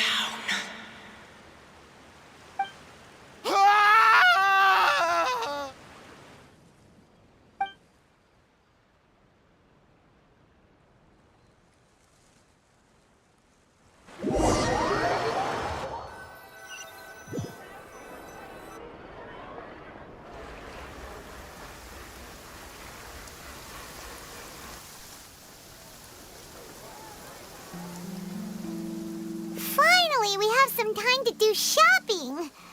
Gosh, it's really been a long time since we've been able to relax. Well met, partner. I knew something great was going to happen when I woke up in such a good mood today. Even this weather can't put a damper on the demoiselle's mood. It's a pleasure to see you both again. Oh, hey, Navia! It's been a few days. Paimon's already started to miss you. Oh, now that I believe. I'm easy to work with and always bring home the bacon. Who wouldn't treasure having a partner like me? Sounds like you're really enjoying life these days, Navia. What have you been busy with since the trial? It's just been one thing after the other. I've been making non-stop trips between Poisson and the courts in Sen. Everyone from Spina di Rosula organized a memorial for my father. We never held a memorial when he first died, since everyone knew that even if we held one back then, no one was going to come. This time, though, everyone in Poisson, and even many people from the court, all attended. So his name's definitely been cleared now. That's what we like to hear. It's been the dearest wish of Demoiselle all along. That blasted stubborn fool. I was right to put my faith in him. I'm so glad I didn't give up on the case all those years ago. Oh, by the way, I ran into Charlotte just after I left the memorial service. Well, maybe it'd be more accurate to say I knew she would be there, and there was no way she'd just let me go. Huh? So you know Charlotte too? The Charlotte? Journalist from the Steambird? Yeah, way back when I first became the president of the Spina di Rosula, she was all over me. Wouldn't take no for an answer. I believe the story was called The True Heart of Darkness, Secret Tales of the Yellow Rose. To be fair, though, it was a really flattering feature. So, we've been on pretty good terms ever since. She was trying to lean on our friendship to get me to do an exclusive piece on the serial disappearances case. Oh yeah, she told us about that. She's always been super interested in that case, so now her wish has finally come true too. Anyway, I told her to make sure that when she writes about you guys entering the opera house with the critical evidence, that you both sound really cool. Now that's another thing to look forward to. We trust Charlotte's skills with a pen for sure. Oh, and in other news, I also took Clorand out for a meal. Oh, are you two on better terms now? While you were investigating Vache's headquarters, Clorand gave testimony on my father's behalf. It was thanks to her that we were able to turn the tide. I wanted to thank her. I mean, there's also no point in being awkward all the time, so we took the chance to reconcile with each other. Oh, that's great! Paimon also thought Clorand wasn't actually a bad person. It's always good to have more friends. Anyway, now that the case has finally been solved, perhaps it will slowly begin to fade from the public consciousness. Oh, actually, there's still one last thing I need to do. What is it? I should pay a visit to my father's grave, and tell him the truth of what happened, as well as how it all ended. And on top of that, just how much people still look up to him, to this day. That includes me, too. Miss Navia. Indeed. We want to go too! We also think Callus is a really admirable person. Sure thing.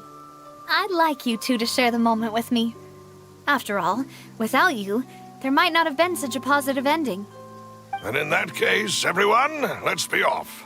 Considering the recent weather, we'll be lucky if we can reach Poisson before dark. Yeah, you're right. It's been raining non-stop for a few days now.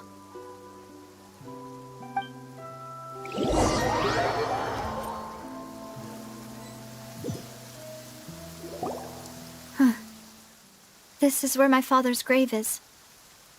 To be perfectly honest, even I haven't been back here for a long time. Huh? There's someone there already. Wait. That figure. It can't be... Isn't that Neuvillette? Why would the Chief Justice be here?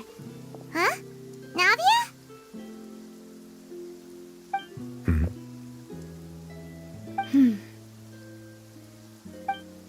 My apologies. I should have asked before coming to pay my respects. Don't say that. Sorry about that. Oh, I was trying to say there's no need for you to apologize. I wanted to show my father how much I've grown, but still, I doubt I've grown to the point that even the Chief Justice would feel compelled to apologize to me over and over. In that case, I will stop apologizing for now. You really could use some pointers on understanding human emotions, Monsieur Neuvillette. In any case, why did you come to Poisson? Well, ever since that day, I've been turning a question over and over in my head. Just what is justice, anyway? There was once a time when I didn't want to believe that there could be anything more important to humans than life itself. Oh, rather than that, it's probably more truthful to say I didn't believe humans were capable of resisting the most basic instinct of living things. That they could rebel against their own nature, or consider certain things to be more important than their own lives. Which is also why I didn't stop your father from beginning that fateful duel. I believed that a truly innocent man would never throw away his life like that. That there was nothing, should have been nothing more important than one's own continued survival. But Mr. Callus proved me utterly and decisively wrong. If not for his sacrifice, the serial disappearances case would have remained unsolved to this day. Mr. Callus made the choice he did for his daughter, for his associates, and for many people completely unrelated to him. And in the end, from a certain perspective, one could say that he did it all for the sake of justice. A justice that's higher than life itself. So, you asked me why I came here. I just wanted to say my apologies to Mr. Callus in person. I should have noticed all of this much sooner. This regret has filled me with a sadness that has haunted me for days. That high and mighty chair in the Opera Epiclese indeed insulates one from many important things. Spina di Rosula, thank you so much for your hard work and perseverance. I'm sorry for being mad at you before. So, you're actually one of those types that's cold on the outside, but pretty thoughtful on the inside, huh? That reminds me of Silver, one of my guys. Sorry about that. Self-expression is not one of my strong suits. Didn't I just say you don't need to apologize? Ah, so Navia and Neuvillette seem to have made their peace as well. Let's not disturb them for now. We can wait till after they're done.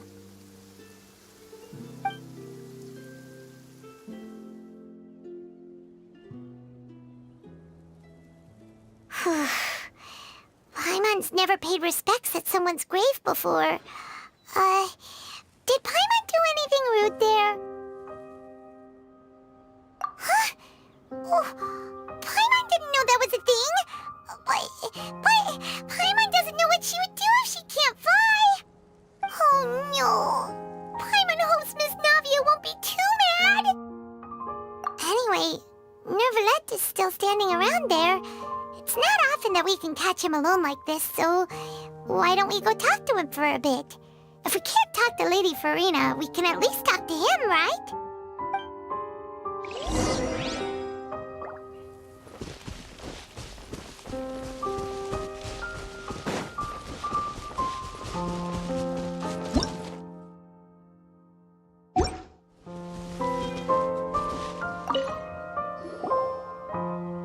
Oh, it's you two. Did Miss Navia invite you to come pay your respects to her father? We ran into Navia on the streets today, so we just followed her here. I see. Then is there something that I can help you with? Well, it's pretty hard to run into you like this since you're usually super busy. So we figured we could try to ask you a few questions, if that's okay. Please feel free. Though outsiders, you helped us solve one of the greatest mysteries in Fontaine, and it would be my pleasure to return the favor.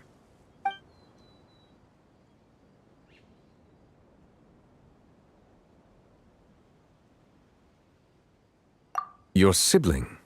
Another blonde-haired traveler? I'm sorry, but I've never seen anyone who matches that description. If she ever stepped foot in Fontaine, I'm sure she followed our laws to the letter, and had no reason to appear on the stage of the opera Epiclese. Is there anything else you'd like to ask me about? So, at court, the bad guys referred to that special water as water from the primordial sea, but what is it really? Truthfully, that name is already quite accurate.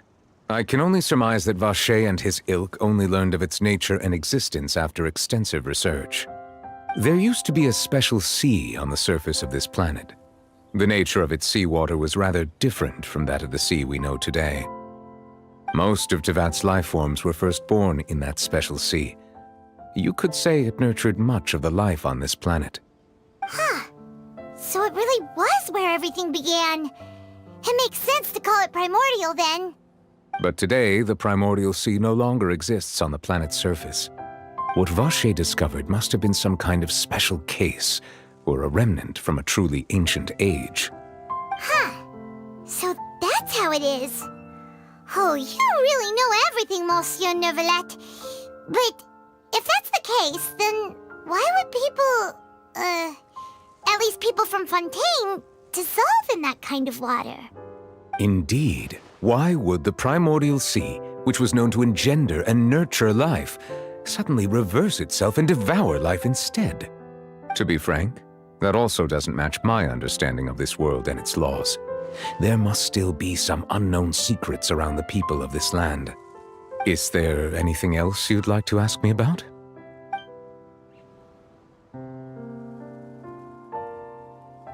That the sea levels will rise and everyone will be dissolved in water, leaving Farina crying alone on her throne, but the sins of the people will be finally washed away for good.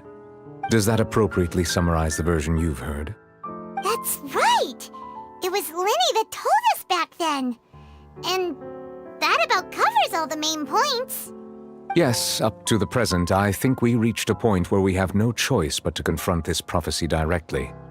Rumors have it that this prophecy is rooted in the last words the former Hydro Archon left to the world before she passed away. A prophecy? Of the former Hydro Archon? Wow. This is the first time that we've ever heard of it. 2 parts of the prophecy have already proven correct. The rising sea levels and the ability of the people of Fontaine to be dissolved. We should be more vigilant and stay on the watch for further signs. Speaking of the prophecy, Farina has also always taken it quite seriously. Indeed, she has been collecting information and intelligence from across Tevat for this purpose. If the rumors were true, then perhaps this prophecy is the conundrum left to Farina by her predecessor. But with Farina being the way she is, can we really trust her to solve it? Is there anything else you'd like to ask me about? My apologies. My investigation has still not reached its conclusion. However, I still believe the judgment of the Oratrice was not rendered arbitrarily. Huh? But you also said you thought he was innocent. For many years, I have been quite aware that the Oratrice does not simply mechanically repeat the verdict that I give on each case. As a divinely created mechanism, the people's unified faith in the concept of justice is integrated into it. Not only can it produce the incredible power of indemnitium, but it likely also possesses other traits, such as self-awareness. Which is all to say, I have been prepared for a situation like this for a long time. Huh. So when Lenny told us that he heard a human voice from the room where the Oratrice's core is stored... I was not aware such a thing had occurred. Perhaps that could serve to prove my conjecture. I will add that to the list of items to investigate. In any case, I am inclined to believe that the Oratrice does have a methodology all its own. We just do not have enough information. Based on Farina's reaction, I doubt even she had any idea what was going on. She managed to bluff her way through it, though, with her time-tested twin tricks of bravado and drama. While we do intend to get to the bottom of this, for now, we regret to say that the Fatui Harbinger will just have to bide his time in the fortress of Meripede. If we did incorrectly convict him of crimes he did not commit, we will most certainly compensate him to the fullest extent allowed by the law. If you ask Paimon, the only compensation he'll want is a no-holds-barred fight with you. Is there anything else you'd like to ask me about?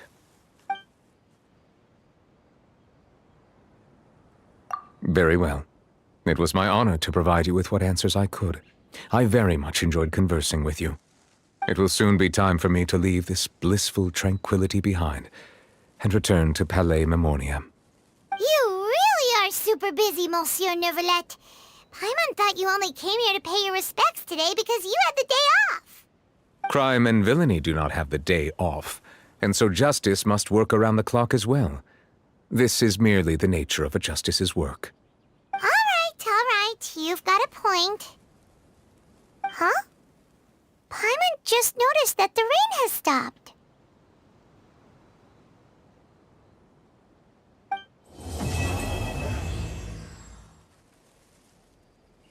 You know, we've been walking around for a while now. Why don't we...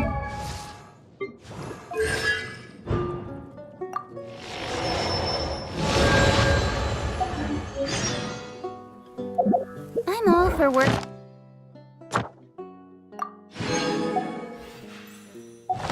Life balance, but I think this is... Navia said something about having a place ready for us there, didn't she? Come on, let's go!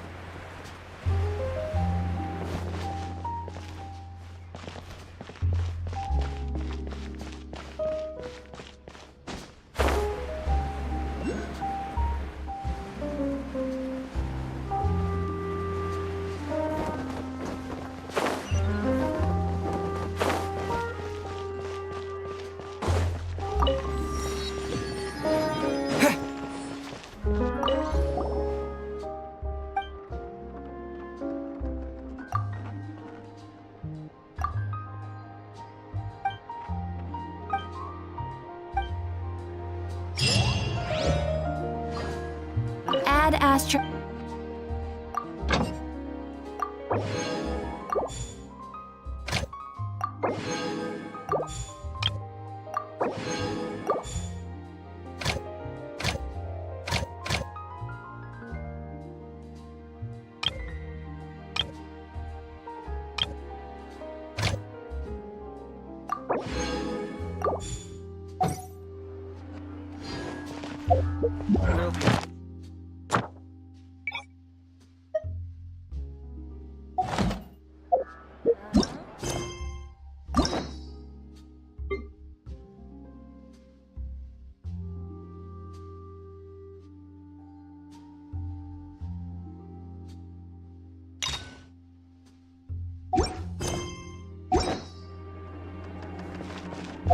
Exactly.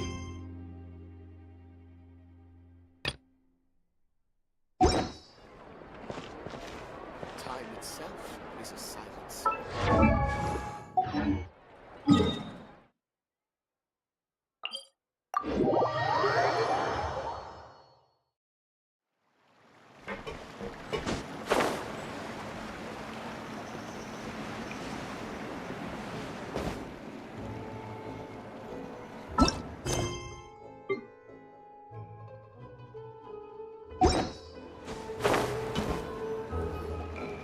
Yep, here's the room, and it's empty and waiting for us as promised. Navia is such a good person. Now that the serial disappearances case has been solved, no one's going to come after us for anything. Even without Silver standing guard, we can just completely relax. Why don't we stay and rest up here for a while? Even machines in Fontaine need to stop and recharge now and then. Oh, come on! This place isn't that bad. Besides, how often do we get to stay in an actual base? Oh, fine. Remember that detective story Paimon read before? Well, the author is about to release a new book, so Paimon wanted to buy it as soon as it came out and have a quiet place to read it. Yippee! Then it's agreed. Come on, let's get some sleep. We'll need to be up first thing in the morning to get in line and buy a copy.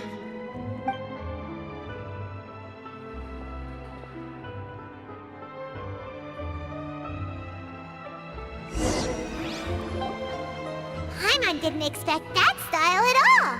Even though it's a detective novel, it's also like a social documentary. Whew, it's actually pretty good. No! Paimon just spends a bit more time sleeping than you, that's all. Excuse me, but do you know if the Traveler and Paimon are lodging here? Huh? Who are you? Paimon doesn't recall seeing you before. Wait, you're not here to give us trouble, are you? A blonde traveler and a chatty little fairy. Whew, looks like I found the place. Good thing I asked the Spina di Rosula. Seems they sent me the right way. Hey, what do you mean by chatty? Paimon's always careful not to talk too much. Most of the time, anyway. It's an honor to meet you both. I was sent from the Palais Mermonia. Monsieur Nourillet wishes to see you. It seems he has something important to discuss in person. Nourillet? He wants to see us again already? Huh. We talked so much the last time we met. Has something happened since then? I am not privy to the details. It would be best if you came to the Palais Marmonia and asked Monsieur Neuvillette in person. If you say so, but Paimon has a bad feeling about this. Now that I've delivered the message, I'll take my leave. Thanks! We haven't left the room for a few days, so we'll head over once we've freshened up a bit.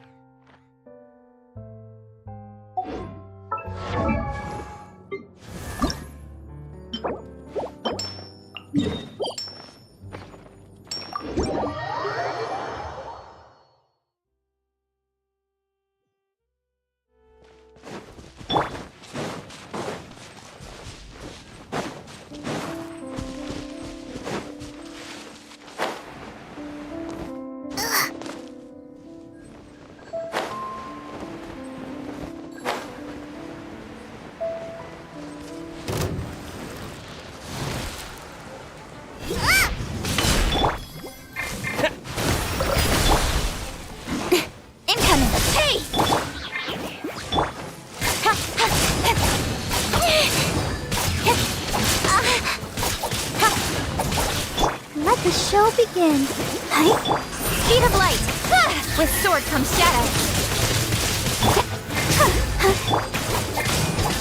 Incoming. Nice and spiced. Speed of light.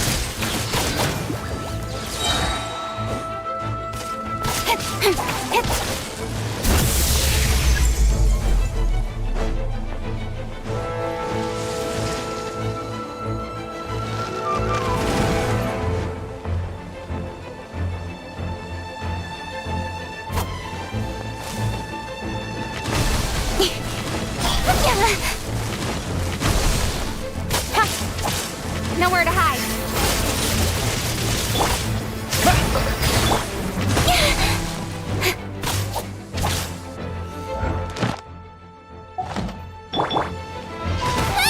Dinner's gonna burn.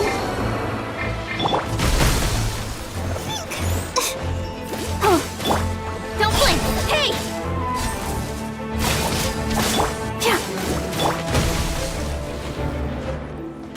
Speed of light.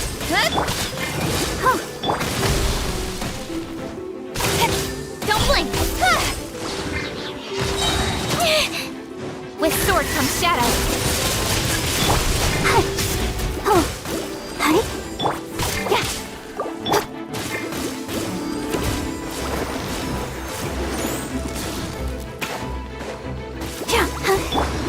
Speed of light.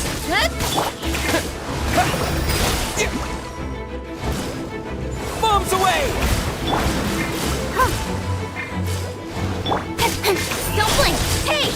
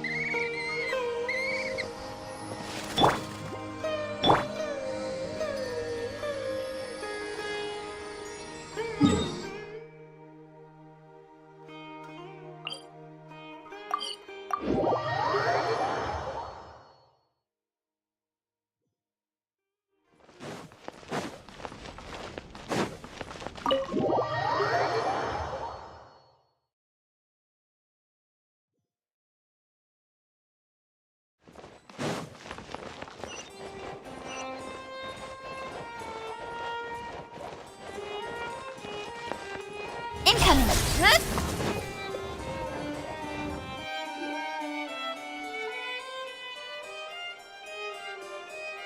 Mirabelette! We're here! Did you want to see us about something? Huh? Why were you just standing there? You daydreaming or thinking something over? Yes, I did send someone to fetch you. But as for what I'd like to discuss next, well, I still have some reservations. Given that we've already made the trip here, you should just tell us. Bet you need us to help you with something, right? I do indeed have something I'd like to ask you to do. However, you should wait until after I tell you the details, then decide for yourselves whether you'd like to help or not. The situation is this. If I'm understanding you correctly, the Snezhnayan Harbinger known as the Knave has essentially requested a diplomatic meeting with you, correct? I heard that she was originally from Fontaine, but for her to suddenly arrive here and abruptly request such a meeting like this, I sincerely advise you to refuse her invitation outright.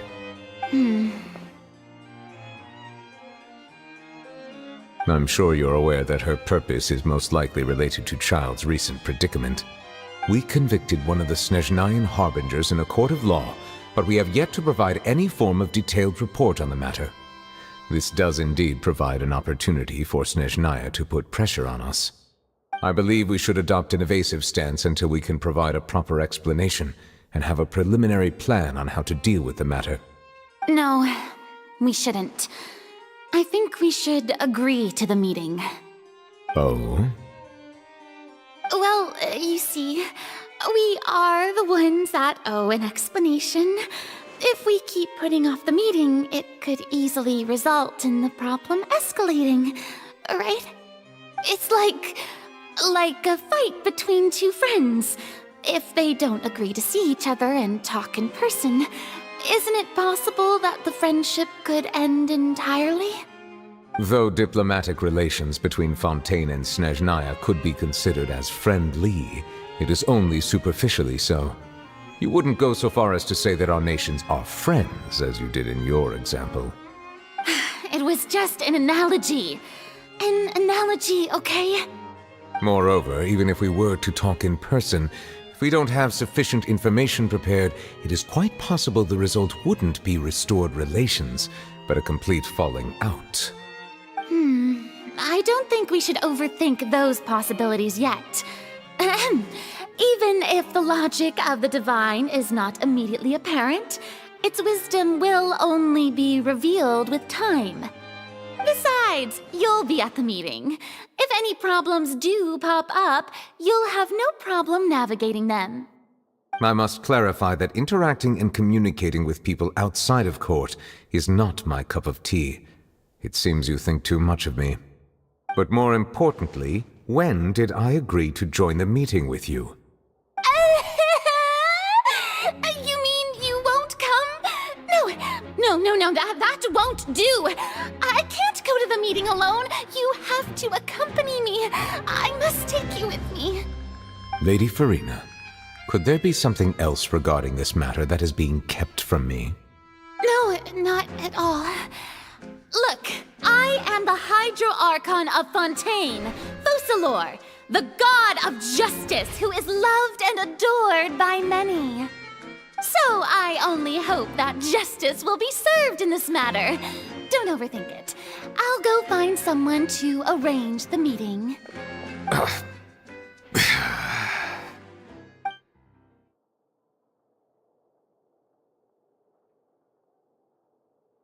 Though it could officially be considered a diplomatic conference, I prefer to see our meeting today as an ordinary tea party. I assume you see it the same way, Miss Farina?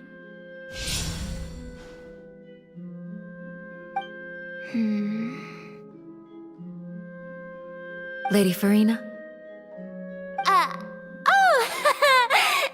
Yes, that's right. Just like you said, a tea party. I should thank you for providing the pastries. They look delectable.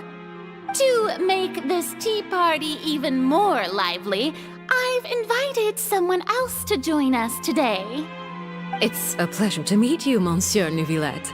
I was born in Fontaine, so naturally, there's no need to introduce the nation's revered Iudex to me. Hello. The pleasure is also mine. First, I would like to thank the two of you. I'm often away on business outside of Fontaine, and I'm told that the children of the House of the Hearth have been well taken care of by you. Oh, I'm not referring to when my children, Linny and Lynette, were falsely accused by you. Please don't misunderstand. The children of the House of the Hearth are often misunderstood, perhaps due to the reputation of the Fatui. There's no getting around that. All I meant to say is that Fontaine has been stable in recent years. The people are well off and the children lead happy, fulfilled lives. That is something truly worth cherishing, and no one wishes to disrupt such peace. Now then, you have come regarding the matter of child, correct? Well, yes.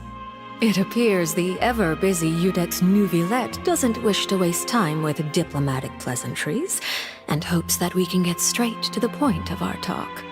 Yes, as you surmised, understanding Child's situation is indeed one of the goals of this trip. As we are both diplomats from Snezhnaya as well as Fatui Harbingers, Child and I have always been colleagues. Were anything to happen in Fontaine, each of us would serve as the other's attorney to resolve the issue. So now, in my capacity as his attorney, I request that Child be turned over to Snezhnaya. We have a responsibility to cooperate with Fontaine and resolve what has happened to him together. The rules governing attorneys only apply before a trial has concluded. Since a verdict has already been rendered, we see the case as settled. I apologize for being unable to grant your request. An outright refusal. Very well. I respect all the rules of Fontaine's courts, just as I respect you as Chief Justice. Okay, why don't we back up a step? You don't need to transfer Child to us. I only request to enter the fortress of Meripede to see Child and confirm his condition. It's not like you couldn't even manage to fulfill a simple request like that. Right, Miss Farina?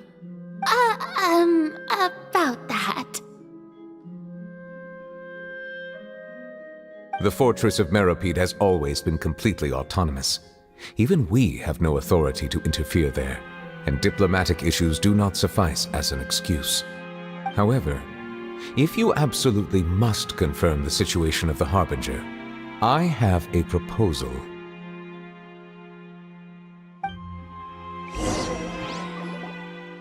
The knave showed up already?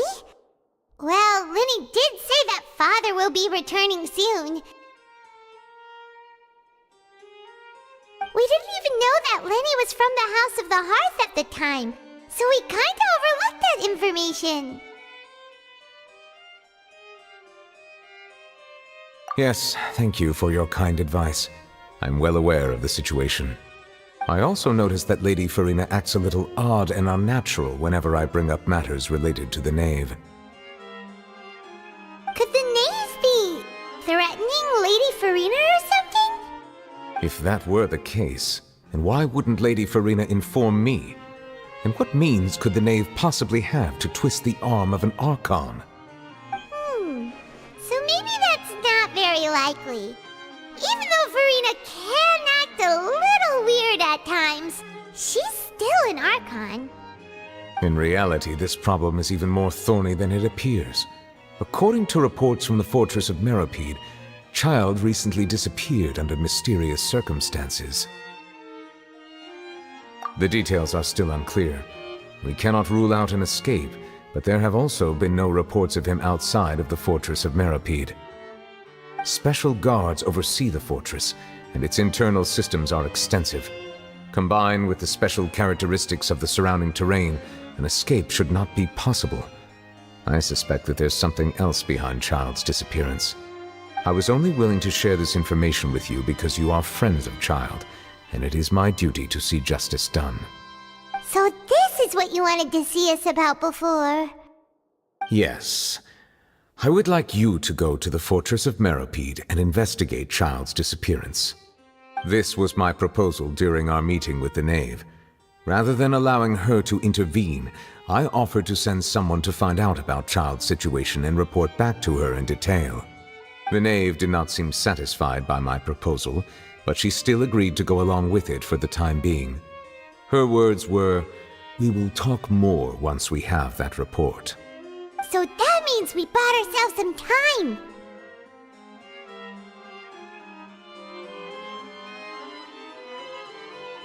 Firstly, you're already acquainted with Child. Your eyes may discern relevant details there that others would miss. And secondly, is the consideration of the unique nature of the Fortress of Meropide. Isn't it just Fontaine's prison? I would not define it so crudely. The Fortress of Meropide is not affiliated with the court system of Fontaine on paper. It has always existed as an autonomous entity. Early in Fontaine's history, criminals were punished with exile, not imprisonment. Even today, sentences against convicted criminals still include exile, just as before.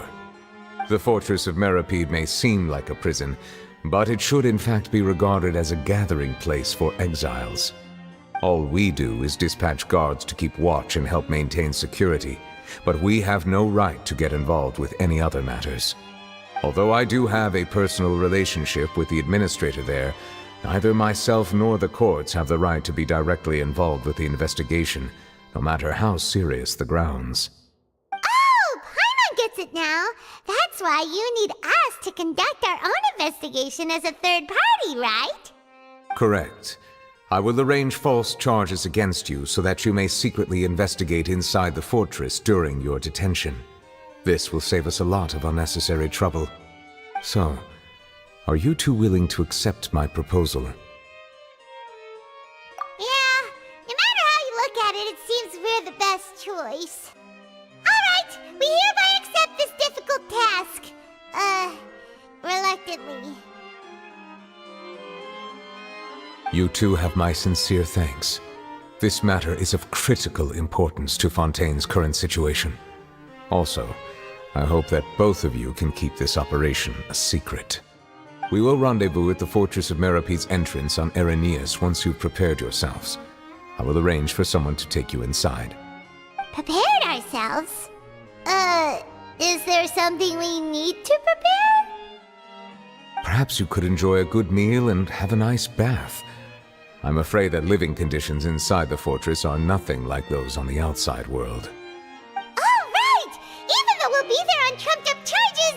We'll be in prison for real. On second thought, is it too late to back out?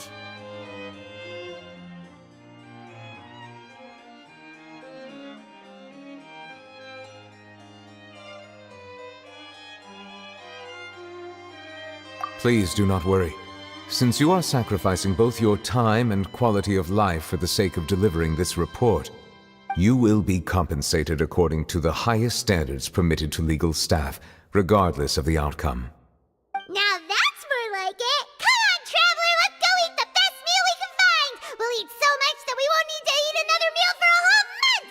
Your treat! Are you leaving now? In that case, please take this cake as a token of my personal gratitude.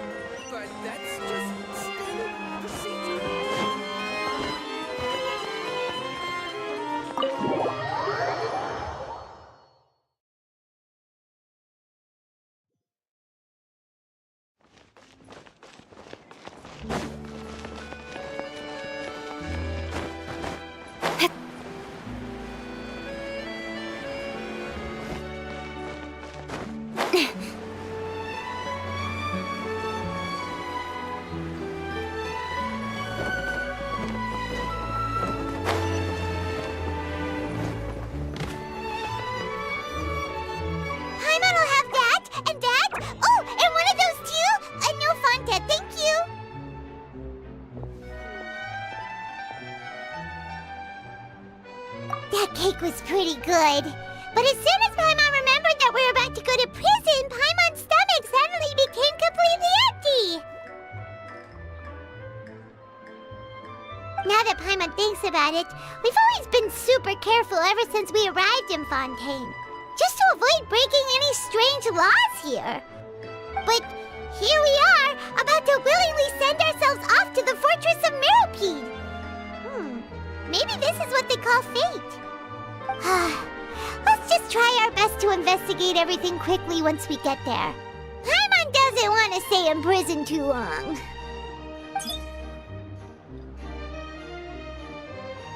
Oh, what is that I hear? Is it the taste of a breaking story? Hey! You can't hear a taste! And what are you doing here, Charlotte? Oh, don't remind me. I invited an eyewitness to a case to eat here, and I was planning to get some great material out of him. But he didn't even show up. Calm down, calm down. This is nothing new. As a journalist, you should be used to this by now. And as long as you can score some juicy tidbits from the traveler, you might still be able to recover the cost of the meal. You know we can still hear you, Charlotte. Never mind. It's nothing. I just heard you mention the Fortress of Meropide. You didn't commit a crime, did you? Please tell me all about it. No way! We would never! We're just going there to...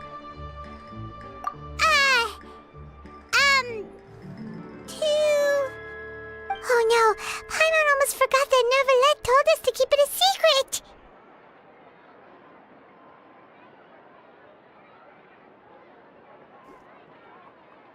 Huh? You're being arrested for that? Oh, but now that I think about it, I suppose that's not completely unreasonable. That's pretty despicable, almost as offensive as committing theft. You mean Paimon really did something that serious?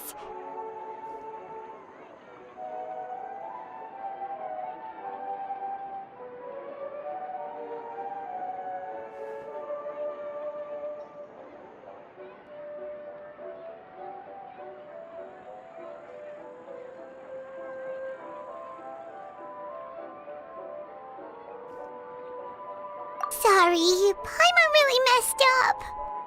Well, in that case, it's nothing particularly newsworthy after all. Oh, how disappointing.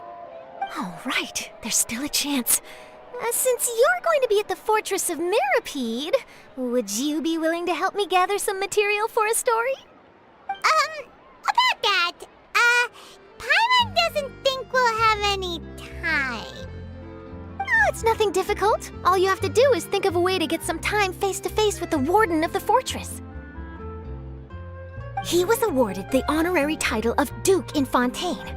Sounds really cool, huh? Only those who have made significant contributions to the nation have been conferred this title. It's incredibly rare. On top of that, the Fortress of Meropide has never been under the jurisdiction of the courts. Practically nobody, including journalists like me, knows anything about the person in charge there. Oh, if I could write an exclusive article about him, I bet it would sell a boatload of papers.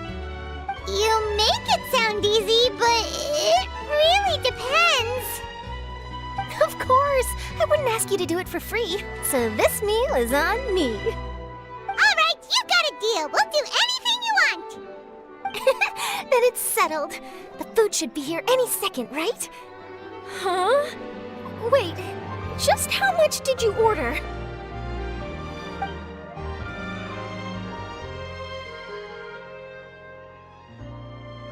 Oh, Paimon's so full.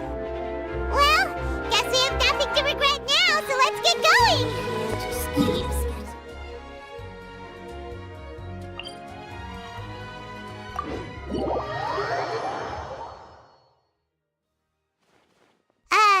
Wait. Paimon just said something really ominous, didn't she? Yeah.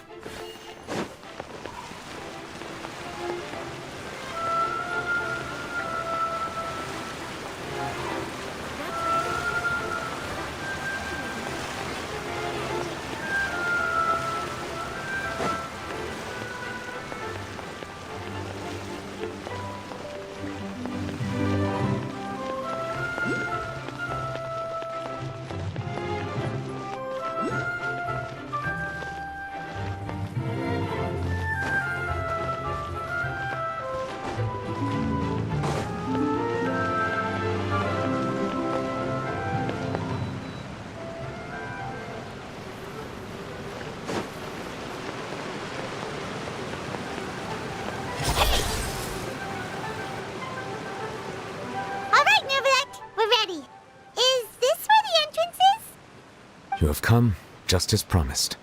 Yes, this is the one and only entrance to the fortress of Meripede from Irenaeus. Careful. You may want to step back a bit. Whoa! So you have to go down from here? Is the prison underwater? Utilizing both the barrier of the water as well as the fear humans have of the depths, the fortress of Meripede is naturally the perfect place to confine and guard criminals. But do not worry. It is not nearly as frightening inside as you may think. You will see for yourselves once you are down there. Paimon hopes you're right. Don't know about you, but just thinking about being at the bottom of the sea like that gives Paimon the heebie-jeebies.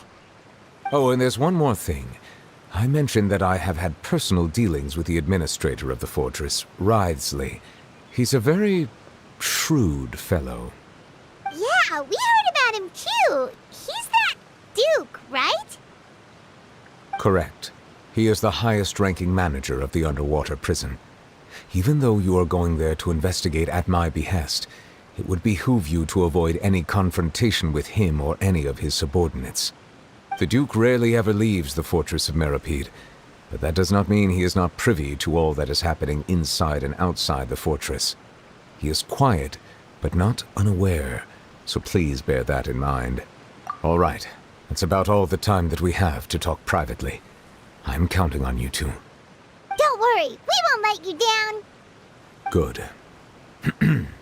Madeline! I'm here, Monsieur Nervalet. These two are the newest convicts, I presume? Don't worry, they won't escape on my watch. Like we would try. Please follow me, you two. I'll process your paperwork for entering the fortress of Meripede.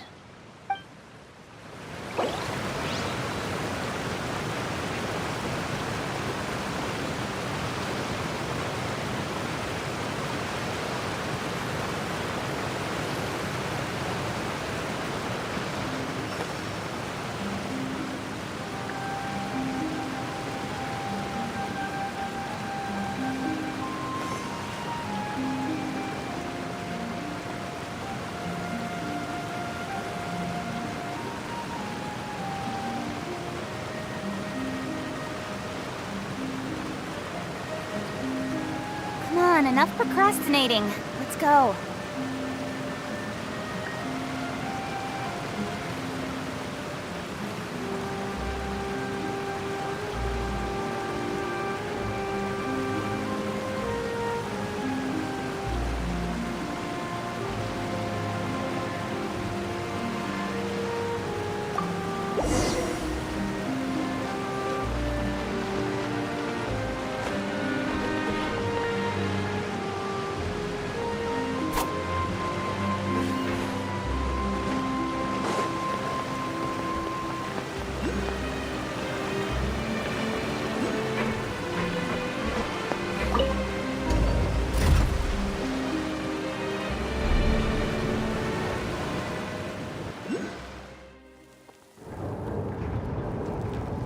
Are we already underwater now? Huh. So this is what it feels like to be a criminal in Fontaine. You two seem to be taking this pretty well.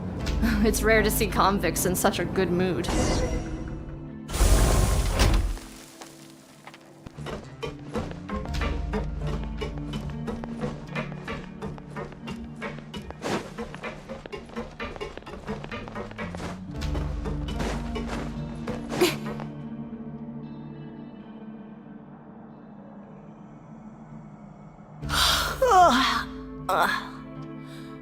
Oh, it's you, Madeline. Why'd they make you make the trip down here today? Monsieur Nervalet personally requested I escort these two convicts. I suppose he was concerned others might not be up to the task. Well now, aren't you the lucky one? Must be nice to be on good terms with the big shots like the Chief Justice. The only people I get to see every day are the new inmates. Well, have you tried service with a smile? Who knows, it might help your professional reputation. Yeah, right. As if. Every criminal comes through here looking miserable. How can I smile with such a toxic work environment? And even if I did smile at them, The convicts would probably just think that I'm some freak getting some kind of twisted enjoyment from their pain. Oh, she's got a point. Well, I've finished transferring you. You two will register here, and Marette will guide you through the remaining procedures. Yep, I'll take it from here. You head on back to that bright and sunny world above. Okay, let me see. You are the Traveler and Paimon, correct? That would be us! Let me confirm your charges and sentence. Let's see. You two are charged with eating a cake specially prepared for the Archon by a Snezhnayan envoy without the Archon's permission, thereby incapacitating the political center of Fontaine for a brief period. Sentence: 45 days? Huh? Wait, you mean the cake that Nervalet gave us was... Just looking at the charges, it seems you two are capable of causing some serious trouble. And considering how fond Lady Furina is of sweets, this crime is tantamount to trying to assassinate the Hydro Archon herself.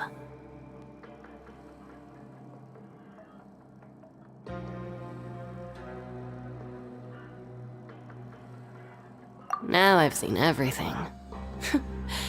Anyway, we still need to finish processing you before you can enter the Fortress of Meripede.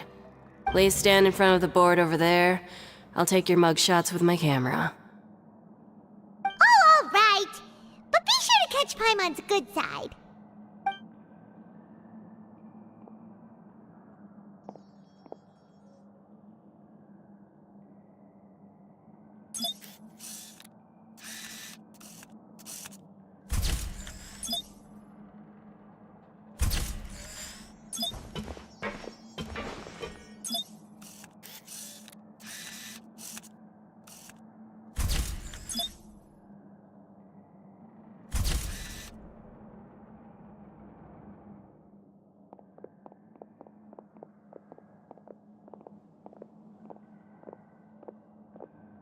And we're done. Thank you for your cooperation. Next, someone will be along to guide you inside the fortress. Please be sure to cherish this opportunity for rebirth. Huh? Rebirth? Isn't that a little much? We're only gonna be here for 45 days! You two are the new inmates, right? Follow me. Oh, okay! Paimon is Paimon and this is the Traveler! Save it. Not like I'll remember your names. Move it.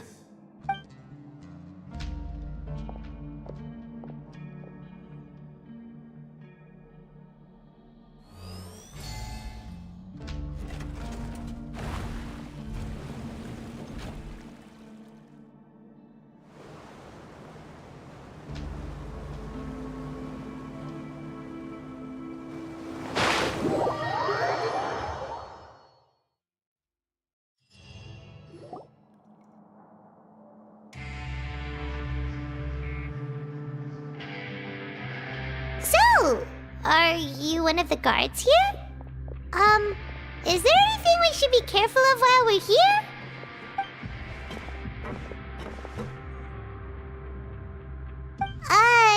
Did Paimon already ask something she wasn't supposed to?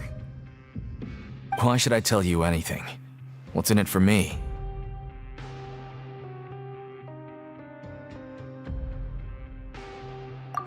This is exactly why I can't stand you fish.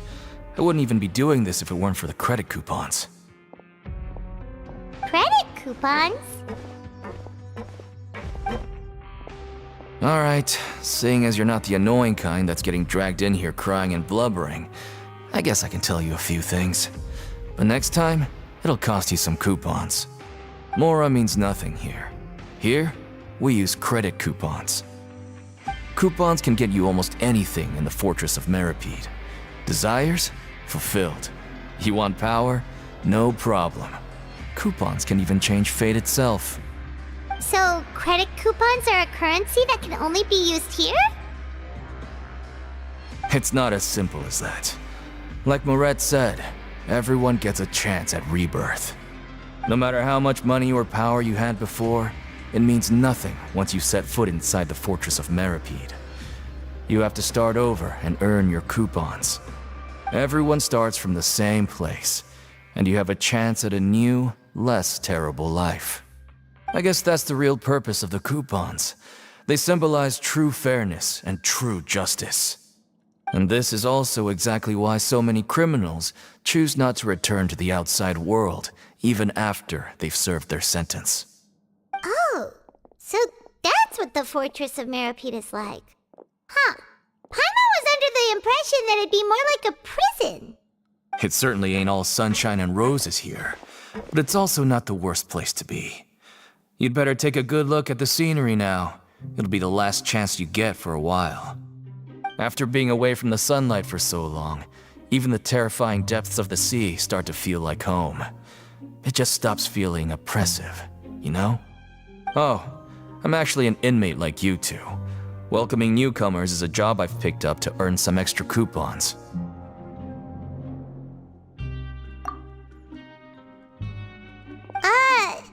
Why aren't you answering us again? I've told you enough for free. Any more info is gonna cost you. So all you care about is Mora! Wait, no.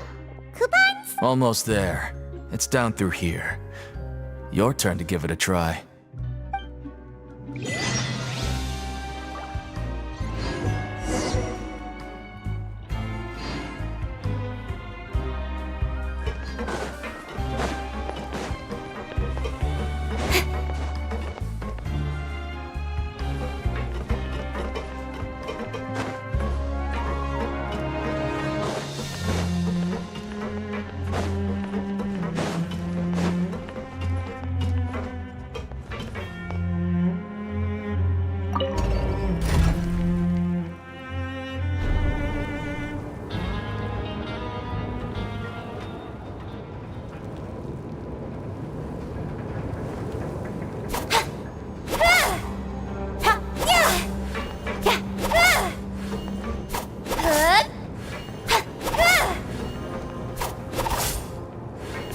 So, we're going even deeper now? Just how deep down are we? It's like a metaphor for your previous life, isn't it? Our lives weren't that bad.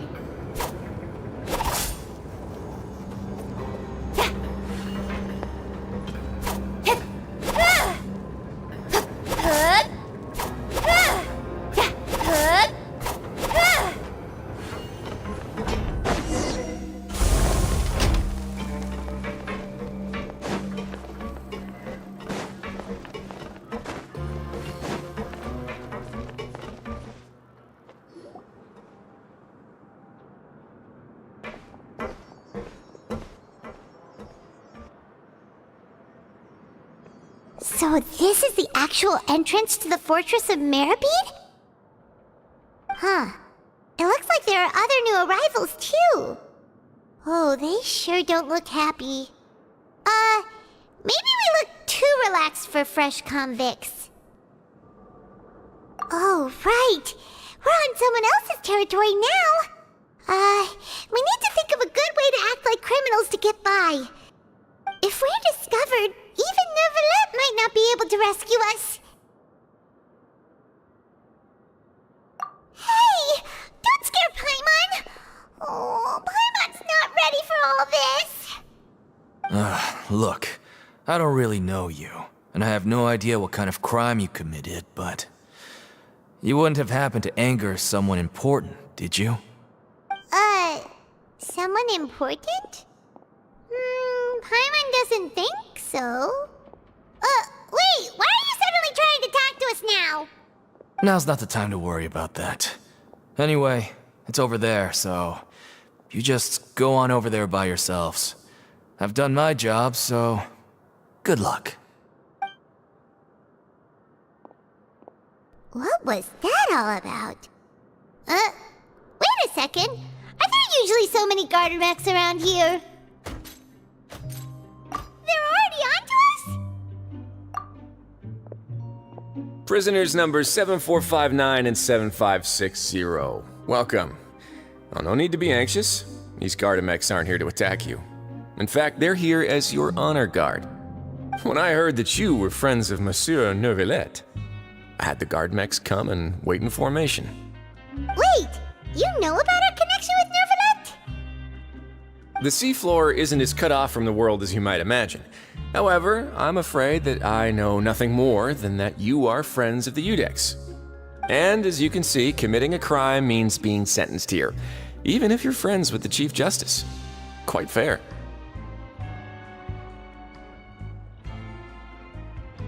The Duke! Greetings, Your Grace! Lovely weather today, isn't it? Oh, greetings, my good fellow. Well, I'm willing to imagine that the weather is as good outside the sea as you say it is. How great it would have been if only the Fortress of Meripede had been built on the coast, huh? It would have been so convenient to enjoy a nice chat in the sunshine. My profuse apologies. I just got so nervous when I saw you, So this is the Duke. He sure looks a lot younger than Paimon imagined. The Traveler and Paimon, correct? Mr. Deacon here was responsible for your welcome. I trust you were satisfied with his guidance? Ah, I see. In that case, I regret to announce that Deacon here has just missed the best opportunity in his prison career to be promoted. I admit that I was only thinking about the coupons. I'm sorry to have disappointed you, Your Grace. I once hoped for a chance to do some higher-level work. I had no idea you two were big shots who were worthy of speaking with His Grace. Losing out on such a big opportunity because I couldn't see past my own nose. Plenty of time ahead, Deacon. There'll be more opportunities. Well, I believe that concludes the introductions. We've already taken enough time here. Deacon, if you would. Yes, Your Grace. I'll take my leave now.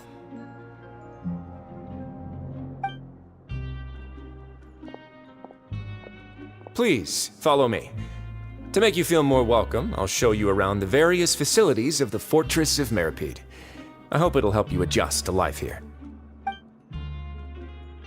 He's going to personally give us a cure? Huh. No wonder Charlotte's so interested in him. He's one of those mysterious types. Alright, let's keep up with him.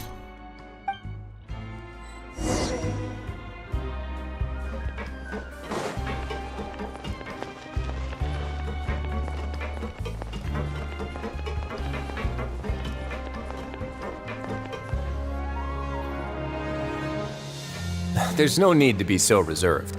The label of criminal is nothing but one of many identities, and being criminally inclined here at the Fortress is just one of many ways to survive. Is it really okay for the Warden to think like that? We're real criminals, you know. What if we're too difficult to handle?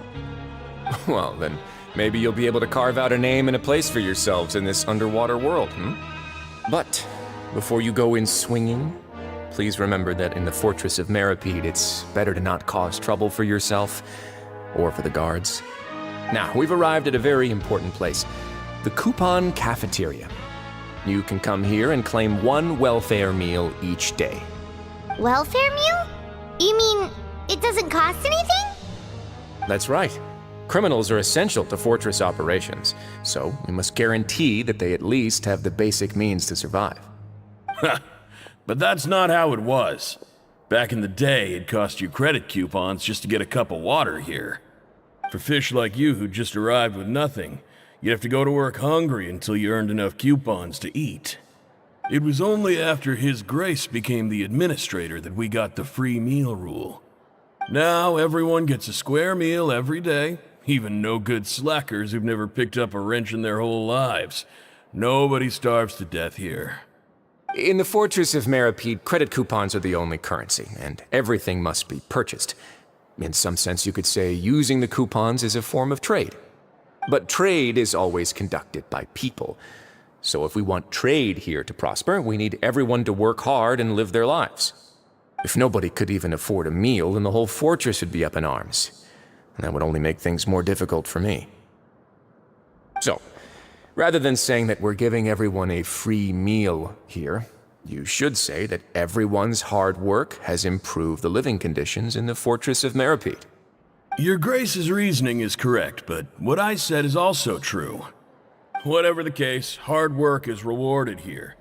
You'd be hard-pressed to find anywhere else as fair and reasonable. Right! Paimon sees your point. By that logic, this place doesn't seem so bad after all. Oh, wait, no. We shouldn't drop our guard so quickly. But it seems the inmates really respect the Duke because of his attitude, right?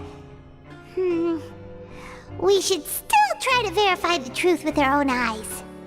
Let's continue this way.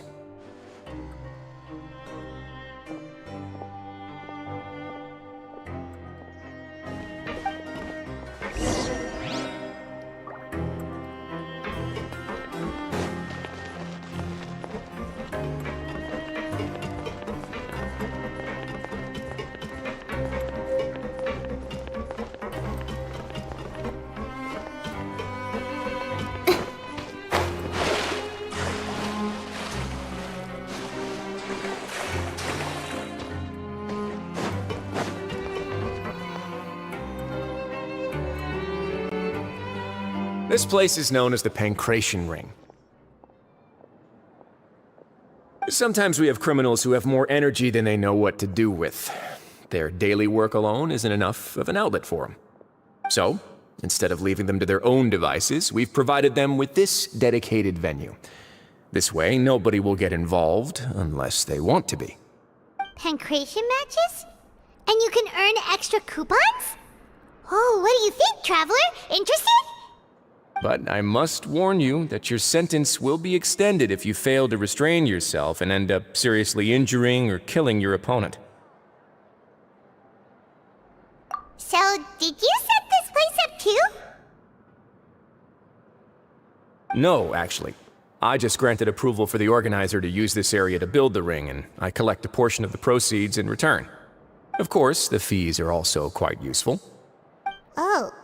Do you mind if we ask what they're used for? Sure.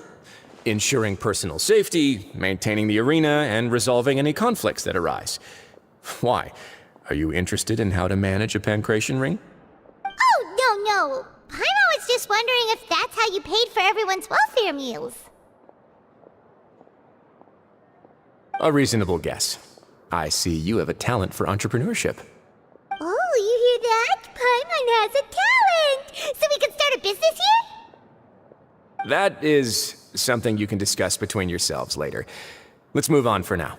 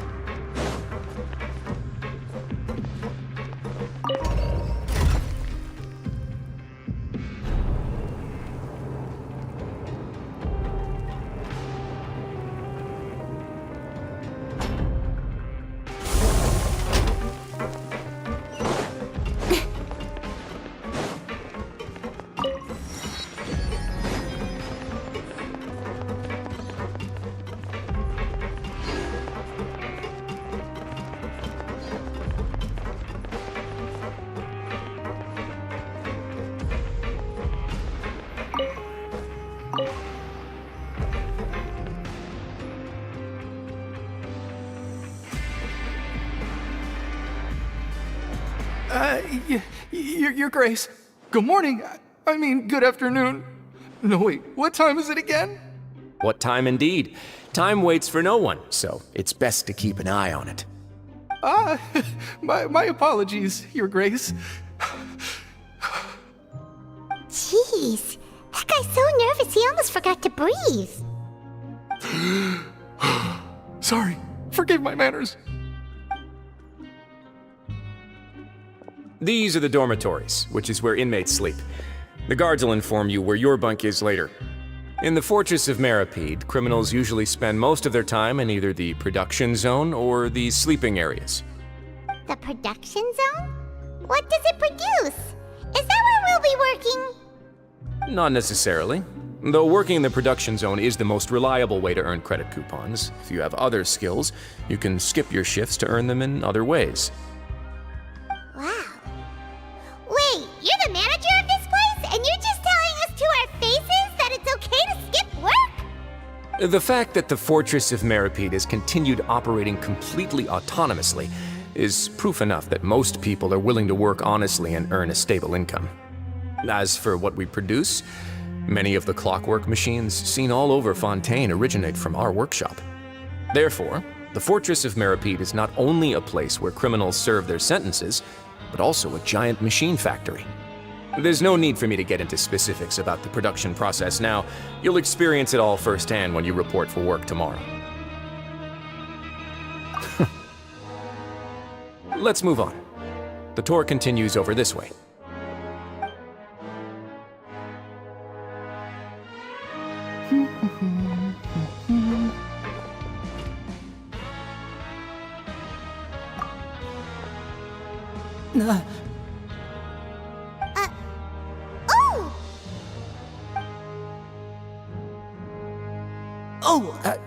You really scared me there. I didn't expect to see you here, Your Grace. I thought maybe I was so tired from work that I was starting to see things. The only thing you should be seeing is the work in front of you. Stay focused and keep up the pace. Oh? Is something the matter? It's nothing. Paimon's just worried about how hard we'll have to work tomorrow.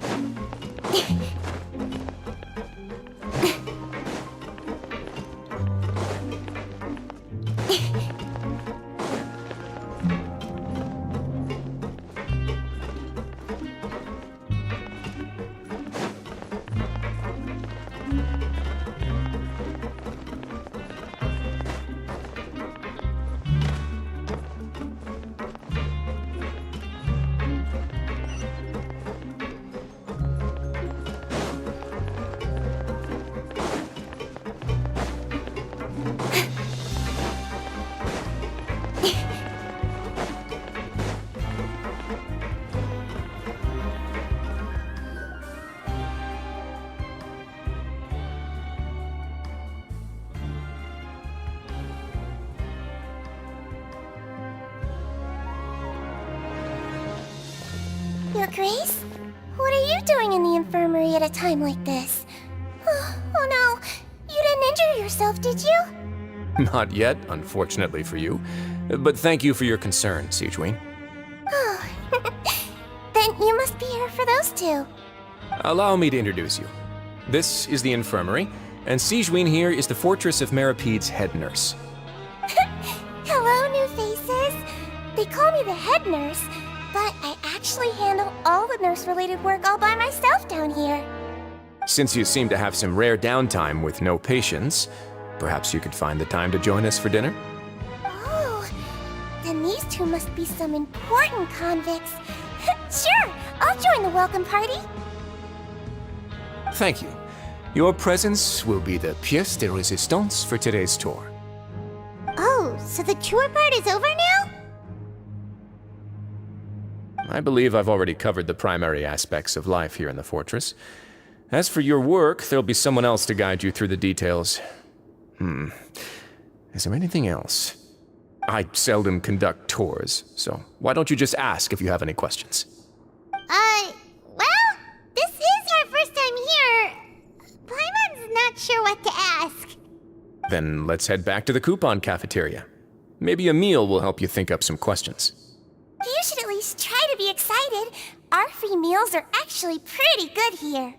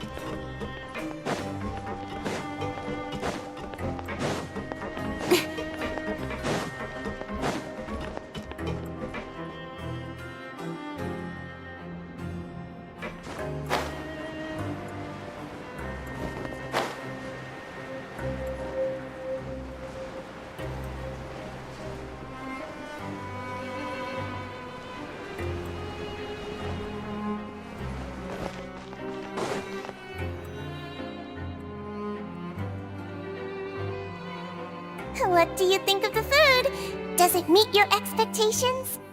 Wow, it looks delicious! Neverlet made it sound like living conditions in the Fortress of Meripede wasn't very good. Who would have guessed that criminals get to eat tasty food like this every day?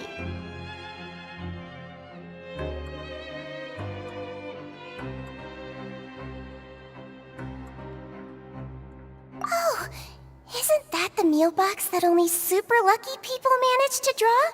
Seems like you two are quite fortunate. It actually has nothing to do with luck in this case. I had a word with Walsey, so you didn't have to draw lots like everyone else. Oh, you mean the meals are random?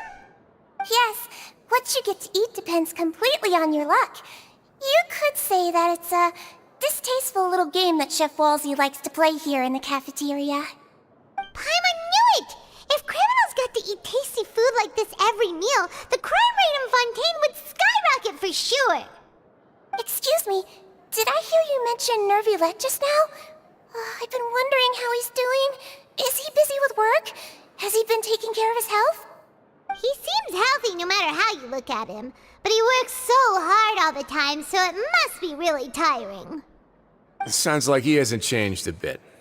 Looks like you can stop worrying so much, Sigewinne. Oh, that's good. But I still feel like it's been too long since I've heard any news about him. No news is good news. Maybe next time I've got something to discuss with him, I can invite you to accompany us. But isn't the Fortress of Meripede independent from Fontaine's court system? What do you two have to discuss? Well, we provide all kinds of mechanical products for official use, and some essential goods have to be obtained from the overworld, so we naturally have to stay in touch about this and that. Monsieur Nervylette's character is unimpeachable. No matter the question, you can discuss it openly and freely with him. Talking with him feels quite effortless. In light of that, I am quite willing to go out of my way to show respect and accommodate him. In fact, right now, I'm treating you two as guests invited by Monsieur Nervylette.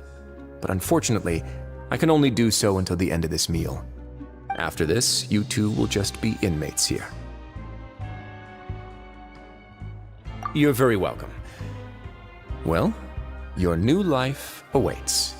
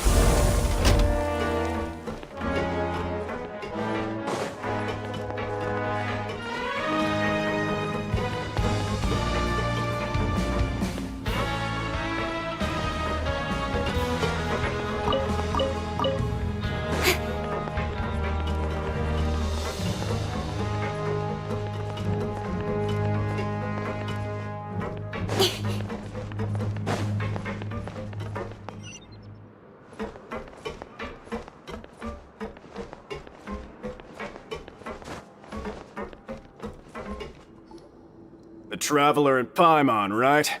Listen up. As new inmates, the only thing you need to worry about is what to do and when to do it. Don't make any extra trouble for yourself. Your bunks are right over there. Follow me.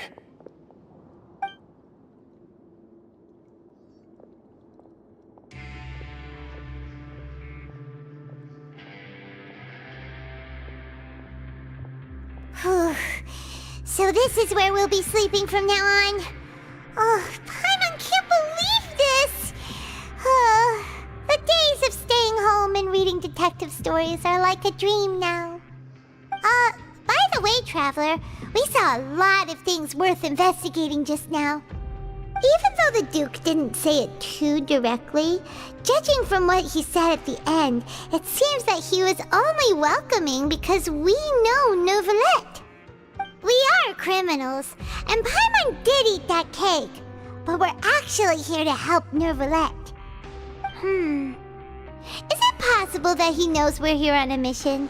Or is Paimon overthinking things? Yeah, Paimon thinks so too. He probably knew why we came here from the very beginning and intentionally wanted to send us a message. Maybe something like, "Hey, I have my eyes on you, so don't try anything funny."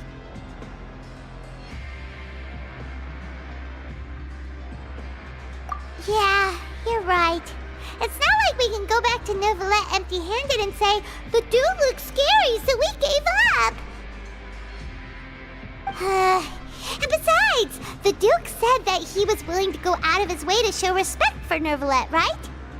So, we at least need to try. But Paimon hasn't gotten a clue where we should start our investigation. You mean...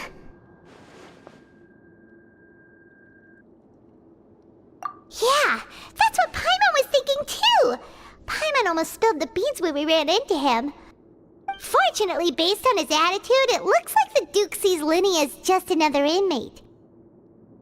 We worked so hard to help clear Linny and Lynette's names, and yet we turn around and bam! He's in prison anyway! Oh, right! Linny and Lynette are from the House of the Hearth. They work for the Knave, so they could be here to investigate too!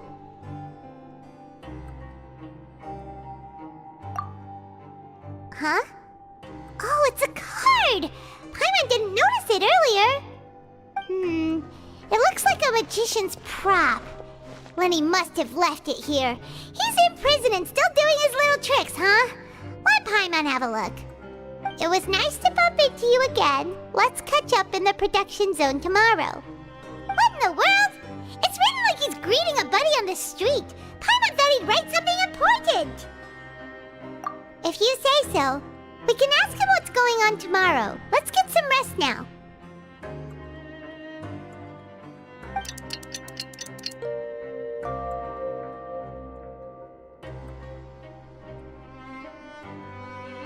Hey, you're finally awake!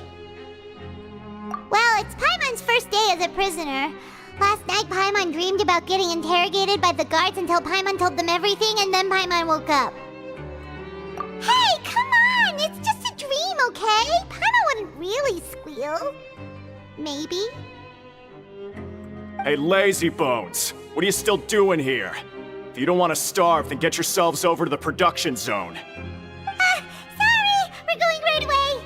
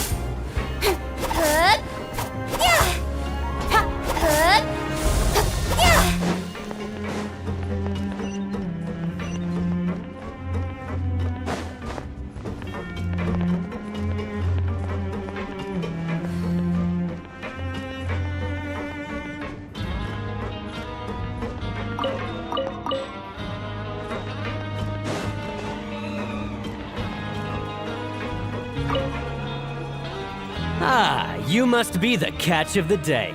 Looks like you've got some luck getting assigned this space. Yep, we just arrived yesterday and... Don't interrupt me when I'm speaking! Yes, sir. Listen carefully to my instructions. I don't want any mishaps.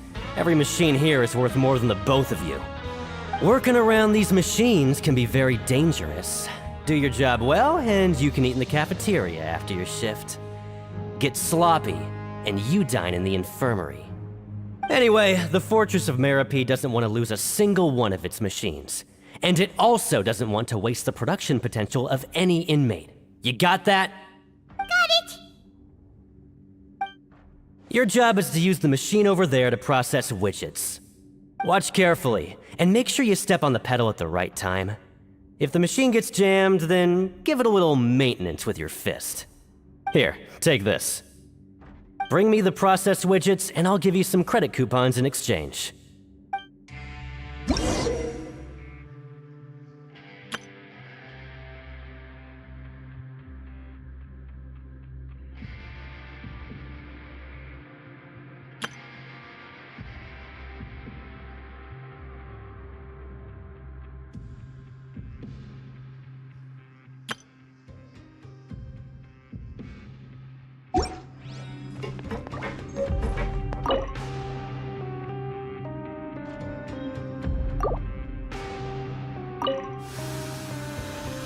So if the machine gets jammed, you just need to attack it to fix the problem. Once the widget is hot enough to glow, jump to step on the pedal and hit the widget with the hammer.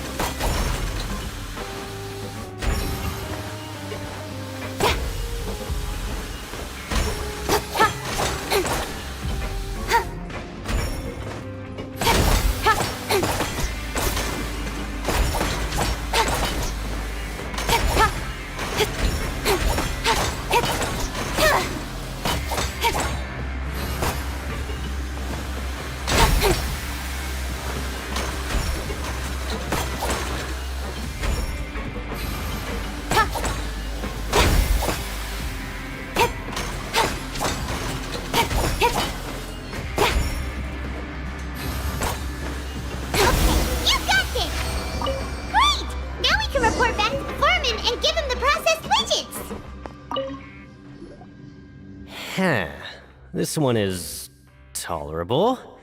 Though since the processing is done by machine, the product is all pretty much the same anyway. Alright, I'll pass you for now. And we'll count up how many credit coupons you've earned.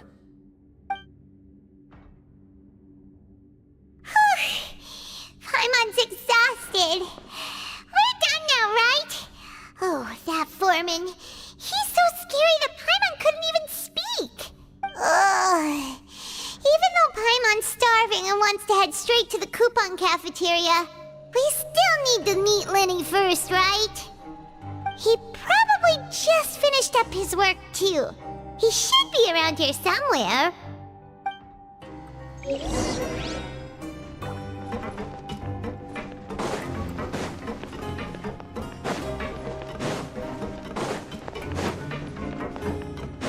Lenny? Mr. Magician? Where are you? Oh, this had better not be some disappearing act.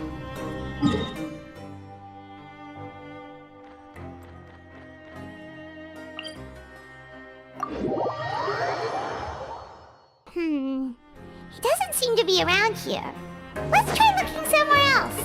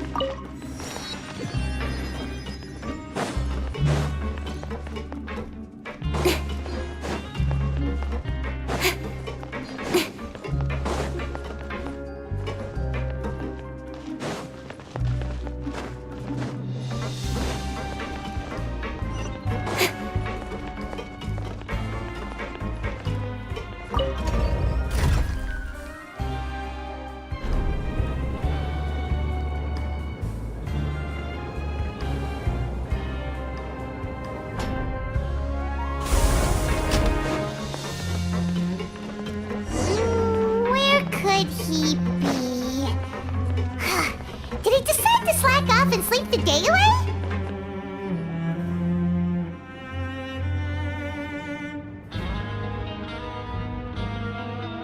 Hey, over here. Oh, you scared Paimon! How did you appear out of nowhere like that? Oh, you scare so easily now? Is there something worrying you these days? You little... The only thing we're worried about was trying to find you. Sorry. Come over here and keep it down.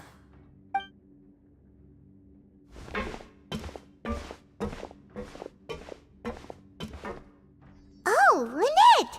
You're here too! You two really are inseparable. That's right. My brother simply can't stand to be away from me. It's not just Lynette. Fremine is also here. Do you still remember him?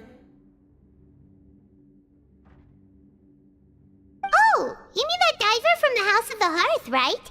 Paimon remembers seeing him in the Court of Fontaine before. Now hurry up and tell us, how did you end up as criminals this time? We fought so hard at court to prove you were innocent, but now it looks like our incredible court battle was for nothing! Sadly, even the teeniest of things can land you in prison these days. I put together a street performance and used the popularity we gained from the Opera House incident to attract a big crowd. And then? Next, I invited several audience members to participate in the show.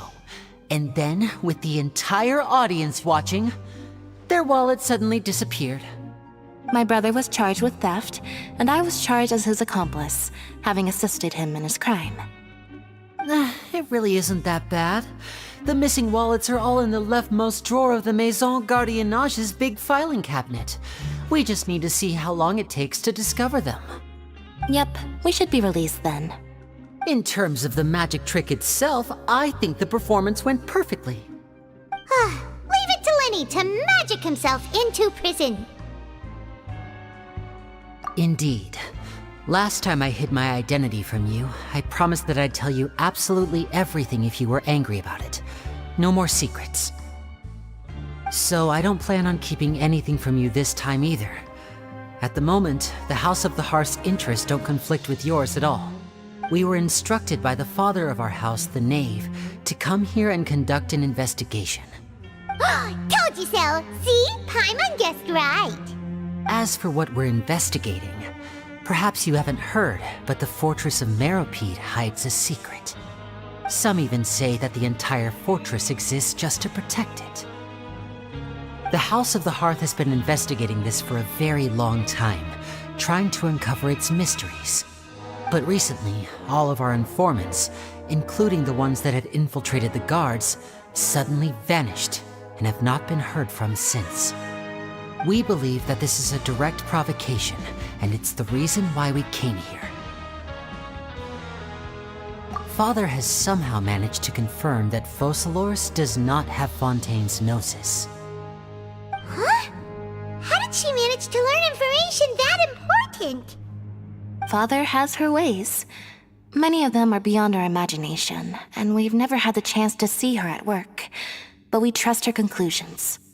It was this information that led us to suspect that Fontaine's Gnosis might be in the fortress of Meropide and is related to that secret. So it's all about the Gnosis again. Well, that's about it from our side. How about you two? Did Monsieur Nervulette send you here? Bingo! The Knave has been applying a lot of pressure. She wants to know what happened to Child, so we came here to investigate. Traveler, are we allowed to tell them?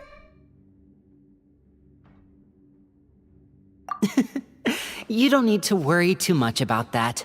She's just asking for a report on Master Child's predicament as a means of pressuring you. Father used this situation as a pretext to negotiate with two high-ranking officials in the court of Fontaine. She actually just wants to be able to make concessions on this matter for gains elsewhere, almost like a bargaining chip. Sometimes you need an excuse to do things you otherwise couldn't. And a harbinger is more valuable than you might imagine. Of course, it's not a complete farce. If we do manage to find out what happened to Master Child too, then diplomatic relations with Fontaine could improve, and Snezhnaya might even be able to adjust its stance a bit. Is it just Paimon, or does it feel like we're the actually care about Child's situation. The relationship between the Harbingers must be as bad as ever. I wouldn't go that far. Father just has different standards than we do when it comes to what can be sacrificed for an advantage. By the way, I have a suggestion. Why don't we team up? Even though we have different objectives, we're both here to investigate the fortress of Meripede. It would be more efficient for us to work together. As you know, the House of the Hearth has many reasons to seek the Gnosis, but our highest priority remains resolving the prophesized crisis. You can trust us on that.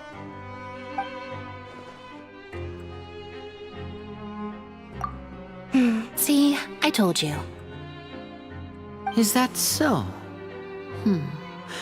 Sure enough, it won't be easy to convince them to cooperate with us. Lenny seems to be thinking pretty hard about something. Of course he is. Lenny has been looking forward to a chance to reach an understanding with you ever since last we met. Or, I should say, we were really looking forward to teaming up with you this time. Lynette, just tell them everything, why don't you? It's okay to open up a little.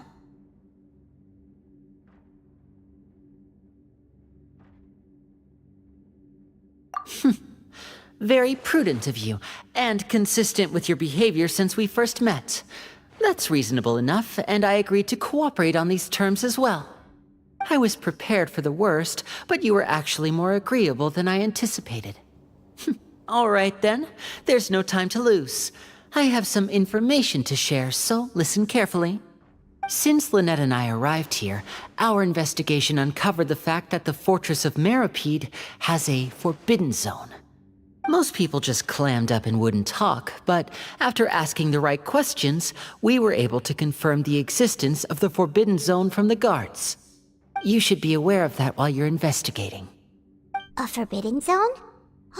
Could that be where Child disappeared to? You're right, we'll definitely keep that in mind. Good. That's the most suspicious thing about the fortress that we know of so far. We have a few other unanswered questions, and we'll be investigating those as quickly as we can. Anyway, I hope you find our information useful at least. Oh, look at the time. You two must be hungry. You should go to the coupon cafeteria and get something to eat. I'll use my cards to get in touch with you again in the future. Oh, that's just what Paimon wanted to hear! Paimon's starving after all that work today. We can talk more about the investigation later. Let's go get some grub!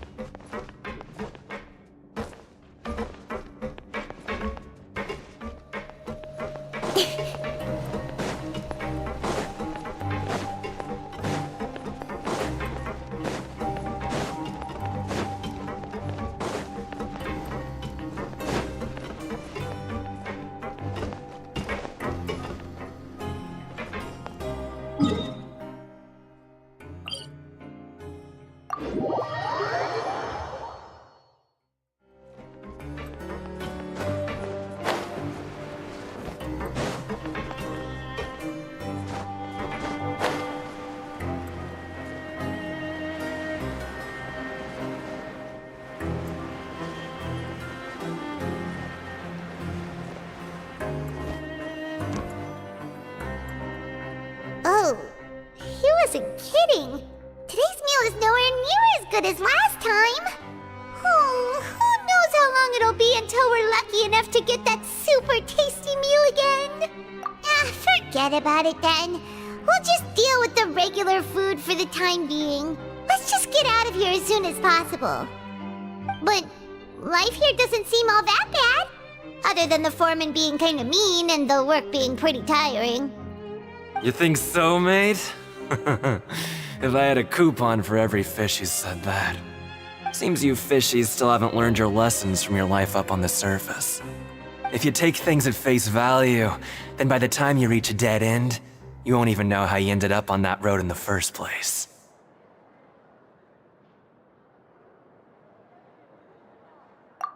I like your attitude. I can, let you in on a little something. Everyone's been telling you to just follow the rules and not cause any trouble for yourself. Am I right? But what they don't tell you is that the rules aren't exactly what they pretend to be. The rules for being a prisoner. The truth is, this place has a lot of hidden rules. Huh? Hidden rules? What do you mean? Not everyone knows about those rules, but whether you know them or not, once you break one, you might encounter something even worse than death. Really? Oh, now you're really scaring poor Paimon. Don't joke around like that! Of course. And I'd say that just disappearing would be one of the better outcomes. Oh, you mean that if there really are hidden rules, then Child's disappearance might have something to do with that? In that case, would you tell us some hidden rules? We definitely want to avoid breaking them. Come on, mate. This is valuable information. The difference between life and death. Do you really think you can just ask and I would tell you? Paimon understands, but we don't have many credit coupons yet. Yeah, I know. Not like I'm going anywhere. Just come talk to me after you've saved enough. Moreover, you're new fish, freshly caught, and completely out of your element. What'd be the point in even telling you anything before you've gotten a handle on your new lives? Come and find me once you've been here longer. I'm usually around the Rag and Bone shop. Just call me V-Doc. Bye-bye now.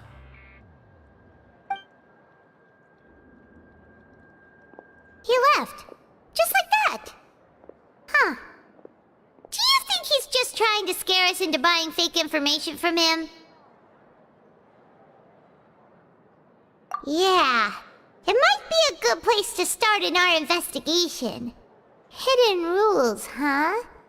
But, like he said, we don't have any coupons and we're still not familiar with this place. Oh, there's nothing we can do about it now.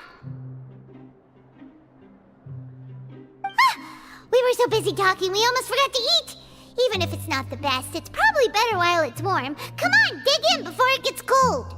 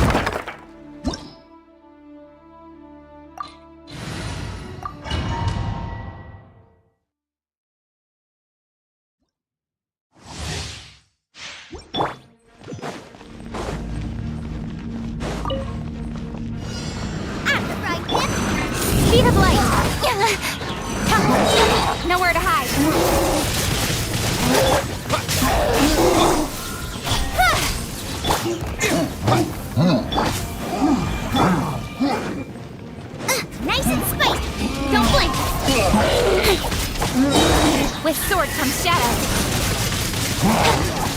Propagate! Speed of light. Pay your dues. Scatter! Incoming. Nowhere to hide. No escape. Out of the frying pan. Speed of light. Hey!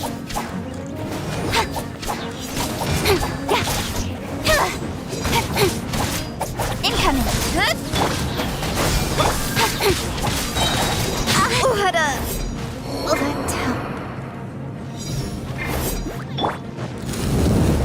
Propagate! Spring forth! Let the show begin. Scatter!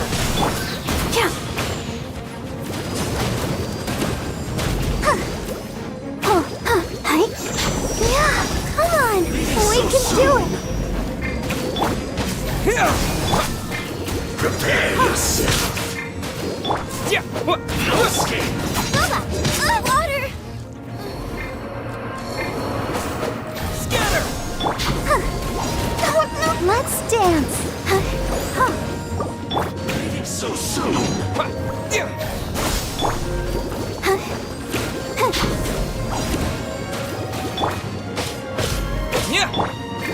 Leaving so soon. Prepare yourself.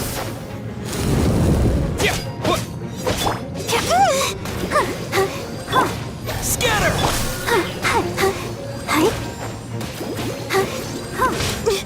Gotta keep trying. I'll protect us. No escape. Can't Propagate! from death.